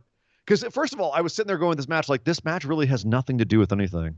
Well, here's what I think it is. This was a nice reminder to open the show, be like, hey guys, we've got some pretty big tag teams over here on SmackDown too. We know Raw's like doing really good right now, but don't forget about the Usos and the New Day, and Rude and Ziggler were champs, but whatever. But we've also got, the dirt sheets back. Let's get Miz and Morrison back out here, and they're probably going to give them a set of titles here pretty soon to legitimize that. Maybe. I'm starting to worry. It feels like it's going that way. Morrison's association with Miz is good because Miz is a company guy, and obviously the company loves Miz. But I feel like they've already established the in-company feeling towards Morrison is that there's a ceiling there. Yeah. They don't look at him the way that he was looked at elsewhere, where they were like, yes, he can be our champion. He can be our number one guy. He can be the guy. WWE's like, no, you have a ceiling. You have a role, and it's not in our top-tier title picture, which is kind of sad, but I don't know what else to have expected. Yeah. Frankly, like really looking at it pragmatically, like there's not much else I expected with it. Yeah. But yeah, they have a title shot. Miz and Morrison. The only real reason I can see we had this match is just kind of to tease that. Yep. And yeah, it's coming up. Super Showdown. Whoop-de-doo. That's all this was. And the Usos and the New Day opening the show what better hype men do you have on the brand than those guys to come out and just light a crowd up? As dead as that crowd was. Well, can you blame them? Well, I mean, it's Usos and New Day coming out and taking pot shots at each other over the titles and that co-opetition. But yeah, we're still better than you. But all right, man, you want to fight again? Like, just have those two go at it. Let's reignite that feud from 2 years ago. I like a fun little segment as much as anybody else. But dude, look at how AEW starts when it starts hot in a big match, and even Raw is starting to do that now too. Like, it's just a better way to start a show. Start it hot. And then AEW started. We didn't even get entrances. They're just like ding go. Nope, we're going. 8 dudes and just tearing each other apart. It's a much hotter way to get that audience riled up as opposed to people. Even if it's funny, even if it's fun, like having people come out and be like blah blah blah. We're gonna talk 15 minutes and then eventually get a match. Dude, come out hot out the gates. Get that crowd fired up. Pyro match. Yep. But that is not how they do things over on SmackDown. How they do things on SmackDown is we have a moment of bliss with the Bella Twins, and Alexa Bliss in her best announcer voice saying, guess what, ladies and gentlemen, this year at the Hall of Fame, we're already going to have Batista, movie star, actor, wrestler. Where are my painkillers? Hang on. We're going to, take them now because you're going to need them. We also have one of the greatest factions of all time in wrestling, the NWO. Also this year, we'll be inducting the Bella Twins. Yay, yay. Crowd kind of half cheers. And out come the Prego Bella Twins. Prego Bellos. Prego Bellos. They come out and they're interviewed, quote unquote, interviewed about their acceptance into the Hall of Fame. And it was, I want to say, in an industry where the word fake is a naughty word, and you don't want to say that, but they often get accused of fakery. The Bella Twins talking about this I'm going to look may that word have up. been fakery. Is that fakery? The Bella Twins, they're talking here. Everything about them was the fakest damn thing I've seen in years. All I heard was Charlie Brown teacher. Just wah, wah, wah, wah, wah, wah, wah, wah, I wish I'd been able to block it out that way. The two of them just being like, oh my God, we're so happy and thrilled to be able to represent the women's division in this way and push it even more forward into the future. Thank you to all of our Bella Army. You guys are the ones that did this, not us. But thank you for making us the special people that we are today. And we're really awesome. And thank you very much. I wanted to die. Yeah, I was the dude in Scanners. My head was boom. It just my head popped. I was just like, make it stop. And no gentle shout out to Johnny Ace as well for his come on, stop in the anyway. Excuse me. All right. Back to program. News. Calm down over there. Yes. Yeah. Get back on track here. This felt really shallow. It felt pandering, but that's what the Bellas were, and that's what the women's division was at their time. Is just really like just naked pandering. Yeah. Unfortunately, not literally. So how do we feel? Let's get to like the meat and potatoes here, and stop having to think about Sure. how awful the Bellas are on the mic. how do we feel about the Bellas being inducted? I've mentioned before that it was rumored that that would be the case. We're now seeing that it is actually happening. So it's really happening. What do we feel about the Bellas being inducted into the Hall of Fame? Is it legit? Should they be in there? Thoughts? So objectively looking at this, I Yes. tried to do this after I came down off of whatever Your cloud of maddening, hatred. just rage. I was infected with rage virus from this segment. You were raging like Alex Riley. So looking at this objectively, if you look at brand ambassadors for WWE, people that have gone out and towed that line harder than anybody else, I think of The Rock, I think of Stone Cold, I think of John Cena, and I think of the Bellas. And yes, they are in that list because there's probably nobody else that they haven't done a lot of Hollywood high-profile stuff, but they've got 20-something they got clothing lines and fragrances and baby They're stuff brand and ambassadors. winery and Yeah. and they are partnered in a lot of that. Vince wrote the check for a lot of that stuff. So there are partnerships there. WWE has branched out and allowed them to go out and build this brand of the Bellas around WWE. And to all accounts, all of it's been very successful. They've got Wildly TV successful. shows, they've got winery, they've got clothing lines, all kinds of stuff, right? And let's also be clear, like in the Divas era, at the end of the Divas era, and transitioning into the modern era of women's wrestling in WWE, these two, but especially Nikki, were the top act in that division. Like they were a big deal and the big part of that era. And it was the tail end of that era, which you could argue was the part of that era that was the best because it was transitioning into taking it more seriously. They were allowing the women to start working. Nikki, to her credit, vastly improved as a wrestler by the end. Yeah. And if it wasn't for her injuries piling up, I think she could have actually even gone on and hung in this modern era. Brie, not so much. But, I think that there is an argument to be made for the Bellas to go in the Hall of Fame. I'm not mad at it. I get it. There are lots of other women that should be in there, and I just feel like they'll get in there eventually. Not this year. Fine. I get why the Bellas are going in. It is what it is. Best for business. It is a business We've decision. returned to the authority era. It's a business decision. I don't think that they're going in there for the wrestling skills or for what they brought to the culture of professional wrestling. They're going in there because they were a big deal in WWE, and they helped WWE a lot in terms of mainstream acceptance and appeal. Yes, but the point I was driving at making is how many of the people that are brand ambassadors got in there because of that? None of them. They got in there because they were amazing champions, amazing mouthpieces, representatives, but that's what in-ring performers for WWE. And this was the first one that I kind of went, a lot of the former, but not a lot of the latter. But I think what I'm saying is I think that they did have their place in wrestling in WWE for a time there. They wasn't, they wasn't like they were. They're like the last bastion of the Divas era, you could say. Yeah, but they actually were at the part of the Divas era where they actually had to get in there and wrestle as well by the end. Enter the four horsewomen, right? As NXT was coming over, yeah. So I think that as far as wrestling is concerned, there's an argument to be made in terms of, their relevance to that as well. I think there's enough. They weren't just brand ambassadors. There was in-ring performance as well and being over with the crowds at the time. So there was a big deal made about Nikki getting that longest title reign record. Does that still stand from a consecutive number of days reign in WWE Women's Division main roster stuff? Or Becky's got to be getting close to that.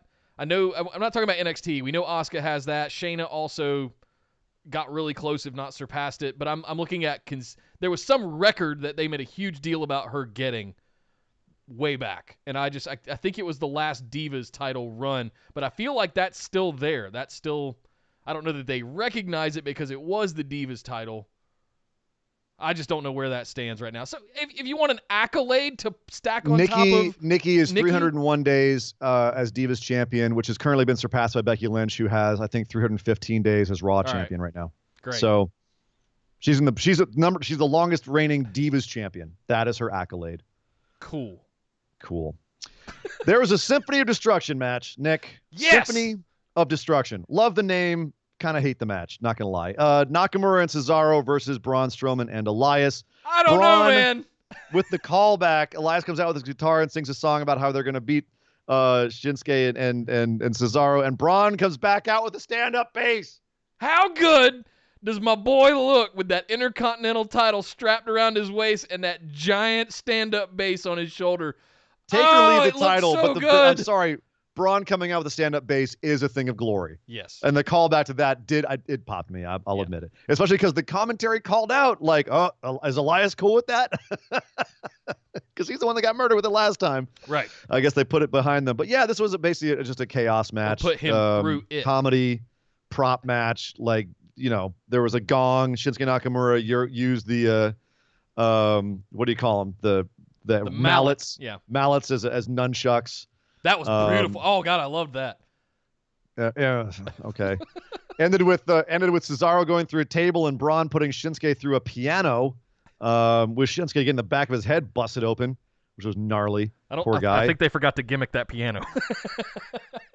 I think Shinsuke forgot he's in WWE. Take it easy, man. That's not. Right. Come on. Getting a bunch of staples in the back of your head isn't taking it easy. Right.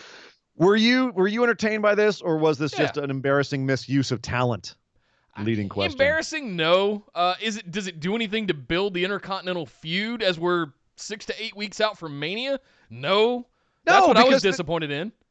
Right, because this isn't building an Intercontinental feud. This is a gimmick match. This is just. Last week they had like a little thing where Sami Zayn had a ukulele and he was playing a song and Elias had a guitar. They all are using instruments. It'll be funny. Let's have Sami Zayn hit Big Braun Strowman with that tiny guitar. That's what this match was. Okay, so you agree. And I was doing that the whole time. He put the drum over his head. Were you entertained by that? Of course I was. Or were you like, this is stupid? This is eating the popcorn, watching it. Okay. There's no stakes involved, which is the disappointing part. But that's why they have this matches for time filler kind of stuff. Yeah. I appreciated the historical callback of Elias and Strowman having that first Symphony of Destruction match, and now they're teaming up in the next one. There's something that I appreciated about that. Okay. So I think I see what you're coming at. If I had turned my brain off a little bit more, maybe I would have enjoyed it more. Imagine you're a 12-year-old. That's a blast. You're right. You're going to have a good time. What I always say about WWE, and maybe I forgot it when I was watching this match. I certainly did not forget it when I was watching Carmella versus Naomi for the #1 contendership for Bayley's title. Good God, this was garbage. Yep. As Corey Graves said, it's an overly cautious match. That's one way to put it. I was actually to the point, Nick, where I was wondering if Carmella got clocked at some point because she just seemed out of it. This is match. A far cry from the match she had with Bayley last week. Yeah, serious. Like she looked good last week. Neither one of them looked good here. Oof. Is that a credit to Bayley, or is that just these two ladies being off? I don't know. Yeah, was Naomi rusty? Like I kept trying to figure out who was screwing up what, and it was just they both just seemed like they were not communicating. Like they were both just not lining up. Again, it's hard to say when you're not in there and you're not actually the wrestlers. We could run a speculation and hazard a guess, but it definitely just all it did was feel like they were just off. The thing I want to say to WWE here is I appreciate giving opportunities. I really do. Is this the best you can do? We've seen Bayley not so much hit it out of the park. Like not do a terribly good job with this heel turn, not be that good of a champ. Last week was a vast improvement. This week she was good. Hang on. Time out. All right. Out. We had an awesome little build-up with Facey Evans that puttered out and went nowhere after the match. We got a little return. Now we've got Renee Young calling her sexy Southern Belle. I guess it's a little less creepy than Michael Cole doing it. But we've got Carmella and Naomi as your number. Is this the best you can do to find a contender? Is there no one else? No, they're all over on Raw. That's the problem. It does seem like a fairly shallow division. And I think if this had been like a barn burner of a match, you know what I mean? Like the mentality was in the right place. Have these two women who, like you build up both of them. Yeah. Right. That the booking wise, it was in the right place. The fact they both looked like crap in this match did not help how it all looked. And this is the criticism that we have with AEW as well. It's like if you go out there and have a crap match with two people that you're promoting as being your top female talent, it kind of it speaks bad about your whole division. And how do you take one of these two, the two that you've anointed as the number one contender potentials, and have them actually go over Bayley? How does it become realistic that they could even possibly do that after you watched this match last night? Yeah, I think they can build up Naomi. I think at this point she looks more credible than Carmella. Sure. And also it's going to be at Super Showdown.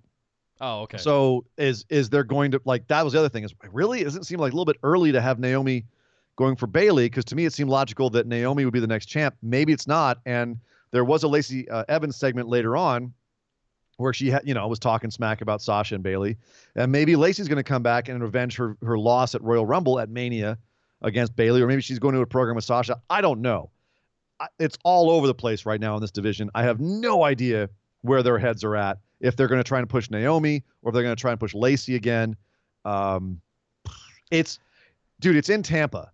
All right. That's right up the road from or is Tampa Naomi's hometown? It's somewhere in Florida. Naomi lives in Tampa. Yeah. Is it Tampa? I thought it was Fort Lauderdale. Nope. But anyway, okay. There you go. And I know that Naomi already has won the championship in her hometown before. You know what it's also very close to? Do it it's again. About an hour and a half due west of Orlando. What's in Orlando? NXT. You know who's sitting on the bench doing jack shit right now? A bunch of ladies down in NXT. Thank you, chat, for calling all of that out. I don't understand why there's not a call-up of 2 to 3 really strong upper mid-card ladies from the women's division in NXT, because they've been doing nothing with Io Shirai, Candice LeRae. I'm not going to lie. I'm terrified of them doing that. They've also got Alexa and Nikki over on SmackDown as well. They have a lot of totally possible potential women over on that brand. What happened with the Nikki thing earlier? They're just misusing them. Yeah. Oh, Nikki wasn't there because she was sick. But no, they're I'm talking about for the title contention. Oh, a few months ago they had Nikki and Alexa going for right. I think there's something else they're doing there. But again, that's my point. They've already got women. Don't call up other women that are doing really well in NXT and ruin them on the main roster. I'm over the whole call-up thing. Don't do it. If you got people you can work with, which they do, make it work with what you got before you try to just like hot shot and just throw random people in there and hope that someone sticks, which we just complained about earlier. It's what they did with a whole bunch of those NXT people, and it sucked. I don't know. I disagree with you here a little bit. This is a perfect opportunity to do that and have them come in and look like actual contenders. And the only... Name me anybody else in NXT that's getting any love in the women's division besides Bianca Belair and Rhea Ripley right now. Well, Io is out injured. Dakota Kai and Tegan Nox are having their Dakota Kai and Tegan, they're going to have a cage match next week or at some point down the line. So they're getting some shine. There's at least 5, if not 10 ladies that are back there that you could bring up to be challengers. So I don't know if we're going back to the time when we struggled to get all the women on TV. I don't know what I like less. Where we have these big tag matches let's get all of them on TV. We used to make that trope, right? Or is it better to be condensed and filtered like this, where it's just 1 or 2? I don't know which I like less, but I don't like either one of them. Well, they've got to do better work on building their women. Daniel Bryan, who came out at the end of the Bellas segment and brought out Birdie, Birdie's debut on TV. She was looking very much confused by the massive crowd, but at least she was looking happy that her daddy was making everyone go, yes, yes, yes. That was kind of cute. Yeah. He came out and had a rematch against Heath Slater, who's now being, mentored by Drew Gulak, who said that he knows how to beat Daniel Bryan. Is your prophecy coming true? Are we going to book Heath Slater with Drew Gulak to rise up and potentially defeat Daniel Bryan? Is it true that anybody, including Heath Slater, with 6 months of good booking, could have a championship run? Either that or we're heading towards Drew Gulak versus Daniel Bryan, which if you can put them in a decent feud, the two of them wrestling would be lovely. Except I feel it's a huge step down perception-wise for Daniel Bryan, because Drew Gulak has just been a jobber since he Then they brought him over to SmackDown. Yeah. So I'm not, having Daniel Bryan pivot from the world title, the Universal title picture to Drew Gulak and Heath Slater is bizarre, to say the least. The only thing I can think is happening here is we're going to end up with Daniel Bryan versus Sheamus, because Sheamus is still yammering about short people and how he's going to clean up SmackDown. So that's the only thing I can see happening here. They're just keeping Daniel Bryan busy. Oh God. Let's get to the thing that you probably want to talk about the most. Yeah. Tucker and Otis. Yeah. We had Tucker tell Mandy she's a bad person. I thought I knew you. I thought you were cool. I thought you had my boy Otis's best interests in mind, but you invited that scumbag Dolph Ziggler to dinner. What was that? I don't like you. And he stalked away, and Mandy seemed like she felt some remorse. But then later, hang on, you missed something. He called out Mandy. He said you said you were running late. And she goes, I didn't send a text. I'm looking at you, Sonya Deville. I'm looking at you, Dolph Ziggler. Sonya's in on this somehow. You think? You don't think it's Ziggler? No. Okay, we're overthinking this way too much. The bottom line is, later on, Mandy accepted a ride from Dolph Ziggler. Oh yeah, I got a car outside. I'm sorry, you want to come ride with me? And she's like, oh yeah, okay, sure. Because she has no heart, no feelings, and Dolph Ziggler is an evil bastard. But of course, Otis was hiding behind the boxes right nearby and overheard the whole thing and came out looking even more grim than last week. So Nick, here's a rumor. Dolph Ziggler versus Otis at WrestleMania. Mandy, special guest referee. If that's where this ends, would you be satisfied? Night and day from Lana Lashley wedding. Yes. If that's how this ends up, and somehow Otis saves the day again and rescues Mandy, what this needs to be is Otis being the knight in shining armor. That's how this has gotten over. He's caught her falling off the ropes. He caught her coming over the ropes in the Rumble in those spots, right? That's how this needs to continue to go on. That's how it works. If you make it about some love triangle bullshit, that's where it's going to fall on its face. And I feel like I'm feeling bad vibes now that this goes in that direction. It's already there. It's already a love triangle, Nick. I hate to break it. This is the definition of a love triangle. I agree, but it could flip back around, and Otis could show his valor and save the day again. This is going to be one of those things where there's going to be a huge Otis and Mandy finally get together moment at WrestleMania, and everyone's going to pop, and you're going to cry, and it's going to be great. Yeah. Yes. They finally. It's going to be awesome. Got his peach. Yeah. So, yeah, that's fine. If that's where they're building to, I think they're doing a good job of pacing it out. It's the one really good thing on SmackDown right now. I'm just going to throw it. I'll admit it. Let's see. We talked about something else here in a minute that's going to shock some people. Okay. Goldberg was actually in the building. They advertised that he was there, and he was actually there. I'll be damned. He came out to the ring and said, with pyro. We had his pyro back. He didn't stand in it this time because that shit hurts. Yeah, he did. But he was behind it, man. Oh, okay. Go look again. He was standing behind it. He wasn't sparks. Those sprinklers were going on forever. And he was like, I ain't getting in that shit again. I did that for years. I didn't pour water on myself this time. That shit's hot. It sucks. But he came out and said, yeah. The Fiend, I ain't worried about him. No big deal. Bray Wyatt appears on the Titantron as in the Firefly Funhouse and says, hey, Goldberg, we're going to get you. Here's all my friends. And they all say hi, and Rambling Rabbit says, I love you, Goldberg, and says, you traitor, chases him off. But he says, oh, there's one more you haven't met yet. And sure enough, the lights go out, and the lights come back on, and Goldberg goes, I know, the Fiend, and you're right behind me. You're behind me, aren't you? Pulls back, and sure enough, the Fiend's right there. And Goldberg spears the shit out of him, and then the Fiend is knocked into the corner. Looks like they're going to go at it again. Lights go out, Fiend's gone, end of the show. Anticlimactic. Was this fun? Did you get hyped? What you said you wanted to talk about this, Nick? The floor is yours. As much as I hate to admit it, I don't hate to admit the fact that I'm a massive Goldberg mark. I love Goldberg. When I was a younger man, he was the big scary monster that was undefeated and just whooped everybody's ass. And I think that resonates with a lot of young men out there. But I wanted to dislike this, and I don't.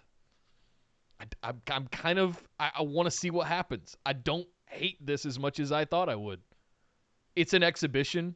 It's a spot match that we're gonna have on the other side of the world in the worst venue possible. And the last time we saw Goldberg in a match of this venue, it didn't work out so well. That's putting it mildly.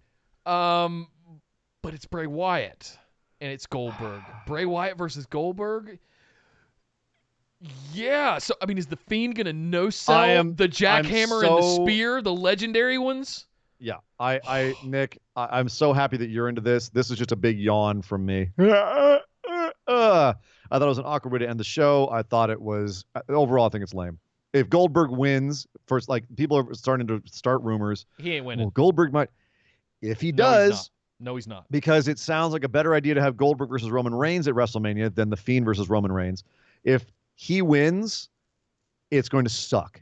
That's a horrible idea. It ruins the Fiend, and I think Goldberg and Reigns is a terrible WrestleMania main event. If the Fiend wins, which of course I believe he will, then this whole thing is just meaningless. This was pointless. Why watch this? Because why have this? The Fiend is going to take out the legendary Goldberg. Okay, so one more picture on the wall. Sure. And if you look at that wall of people that have been taken out, all of that is going to transfer onto Roman Reigns when he beats him at WrestleMania. Yay. Great. Yawn. That's yawn. It's all part of the plan. Hey, it's part of the plan, pal. Yeah, well. That's what we're doing here. This plan sucks. Newsflash. Yeah.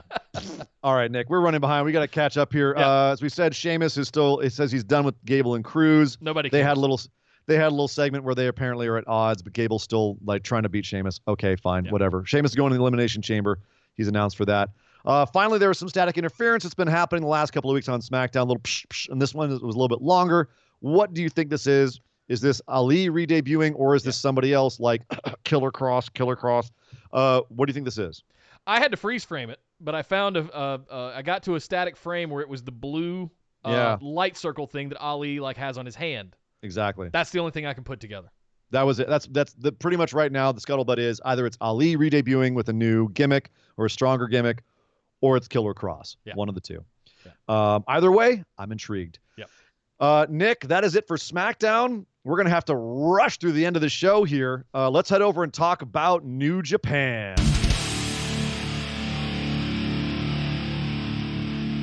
Well, we've been on New Japan Road, and I'm behind for blatantly obvious reasons, in case you haven't been keeping up with current events. There's a bunch of shows, and I'll try to run through them here for you. Yeah, go for it. This has been a kind of a long road here.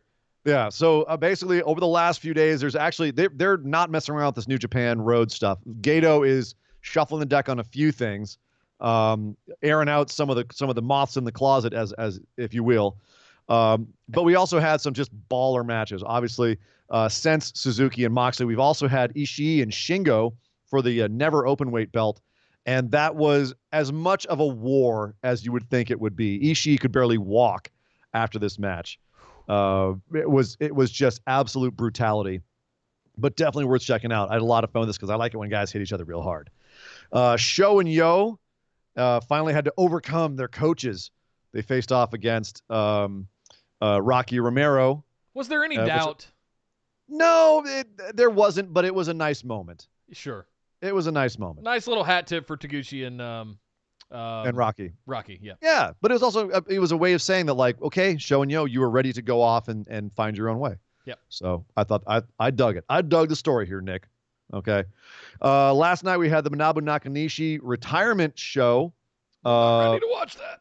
Oh, it's got some feels. The final match there was the big tag match.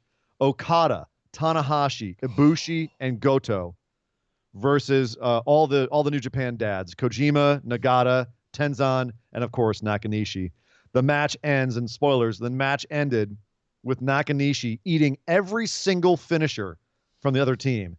He ate a Rainmaker, he ate a Kagoya knee, he ate the GTR, and finally he ate a High Fly Flow and got pinned 1, 2, 3 to be retired.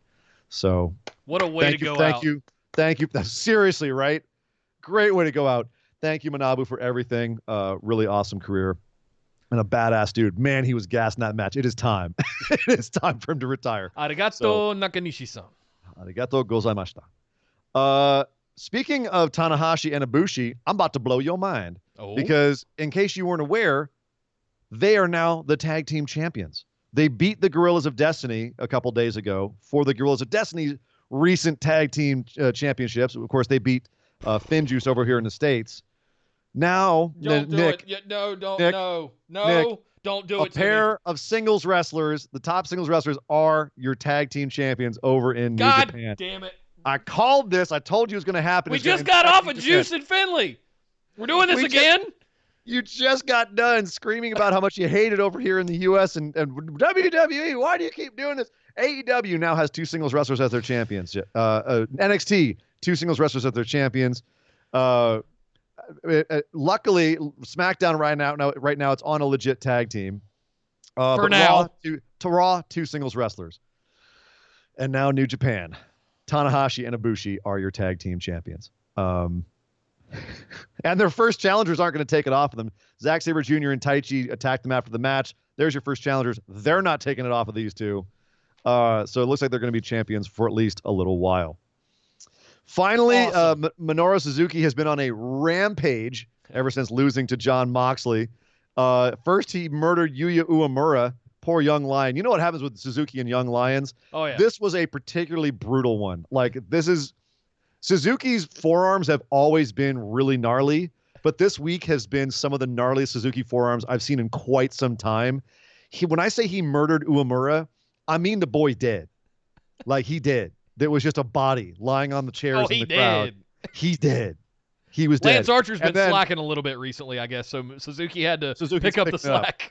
Yeah, he's picking up slack, all right. He also went toe-to-toe with Juice Robinson in a tag match. I don't know if it was last night or the night before. I lost Juice. track of time. No, Juice tried to go toe-to-toe with him on some forearms, and Suzuki just laid him out. just dropped him to the floor. It was, mwah. It was beautiful. Murder Grandpa strikes again.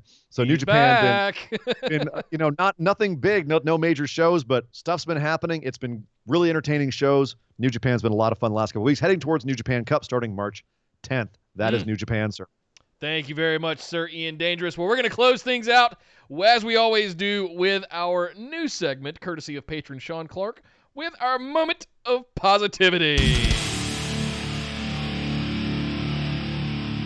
So, Ian, real quick, before we get to the end here, what was the one thing, if you had to pick one thing, that just made you happy this week? I mean, I'm tempted to say that Omega Hangman Lucha Brothers match because that was just awesome. But I'm actually going to say it was seeing our boy Jeff Cobb on AEW TV. Yeah. That's just every time I see just one of our people get a huge exposure like that. It's just mind-blowing and it's really cool. So I'm going to say seeing Jeff Cobb on international TV.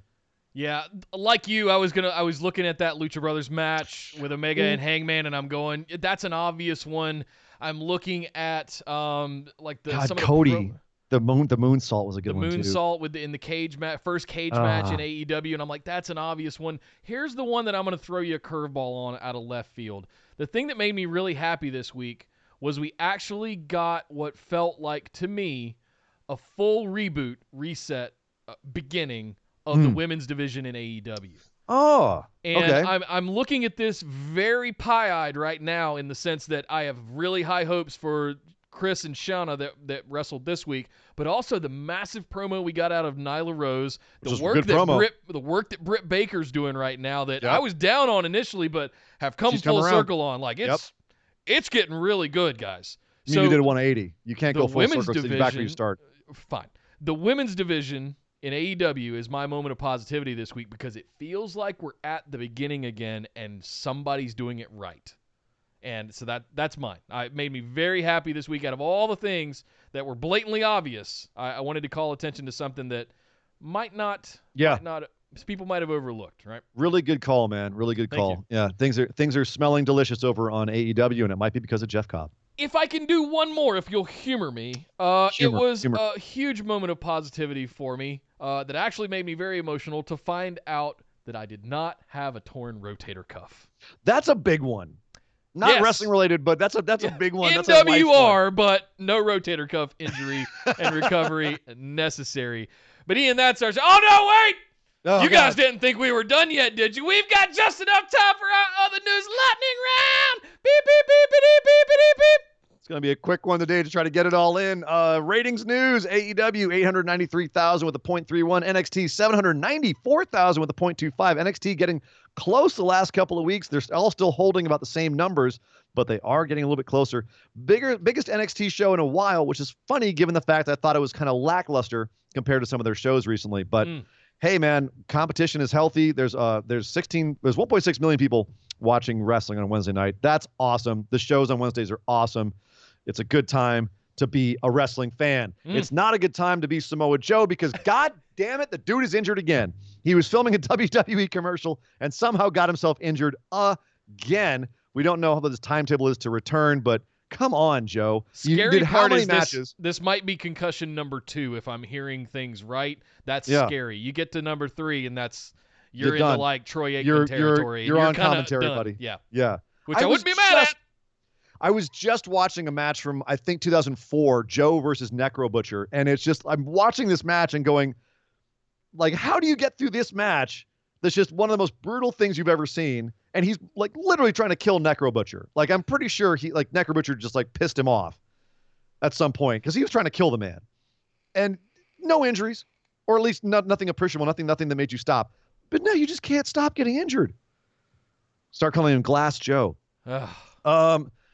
Naomi, we were talking about her. If you want to know why she took so much time off, it wasn't because of Jimmy Uso being suspended at the same time or being out at the same time. It was actually because she had to go bury her cousin who passed away while giving childbirth, which was really rough for her and for her whole family. They have a big, tightly knit family. But also, she was fighting anemia. Apparently, due to an ulcer in her stomach, she was really anemic and didn't even know why she was so tired all the time. The doctor said that it was almost very, very serious, and had she gone another couple of weeks or even a month, it might have been career threatening. This isn't sickle cell we're talking about, is it? No, it is not. Okay. It is not as far as what she said. Okay. No, but she said it's a that very it was large plight on the African American community specifically. So that's when you said that, that's the first thing I thought of.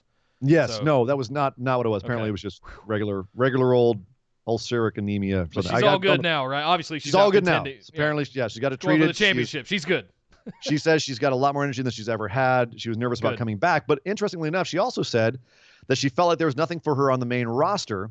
And she asked if she could go down to NXT and feud with Bianca Belair. Obviously, that did not happen, but because they found stuff for her on the main roster. But interesting that's the point we're at, where the main roster stars are like, hey, that NXT stuff's looking pretty fun. Can I get on there? Because they're actually going to take care of me. Right. Wrestling Observer News has reported that WWE is talking to ESPN about putting their pay-per-views on ESPN Plus. This is, to me, seems like kind of a logical leap from what they were saying in the last quarterly business report. The real question is, ESPN does their pay-per-views for about $60. If they do this, is this going to ruin WWE and their current model? No, because I don't think it's an either or, it's a +1. It's a net. It's for people that don't have the network but maybe have ESPN Plus.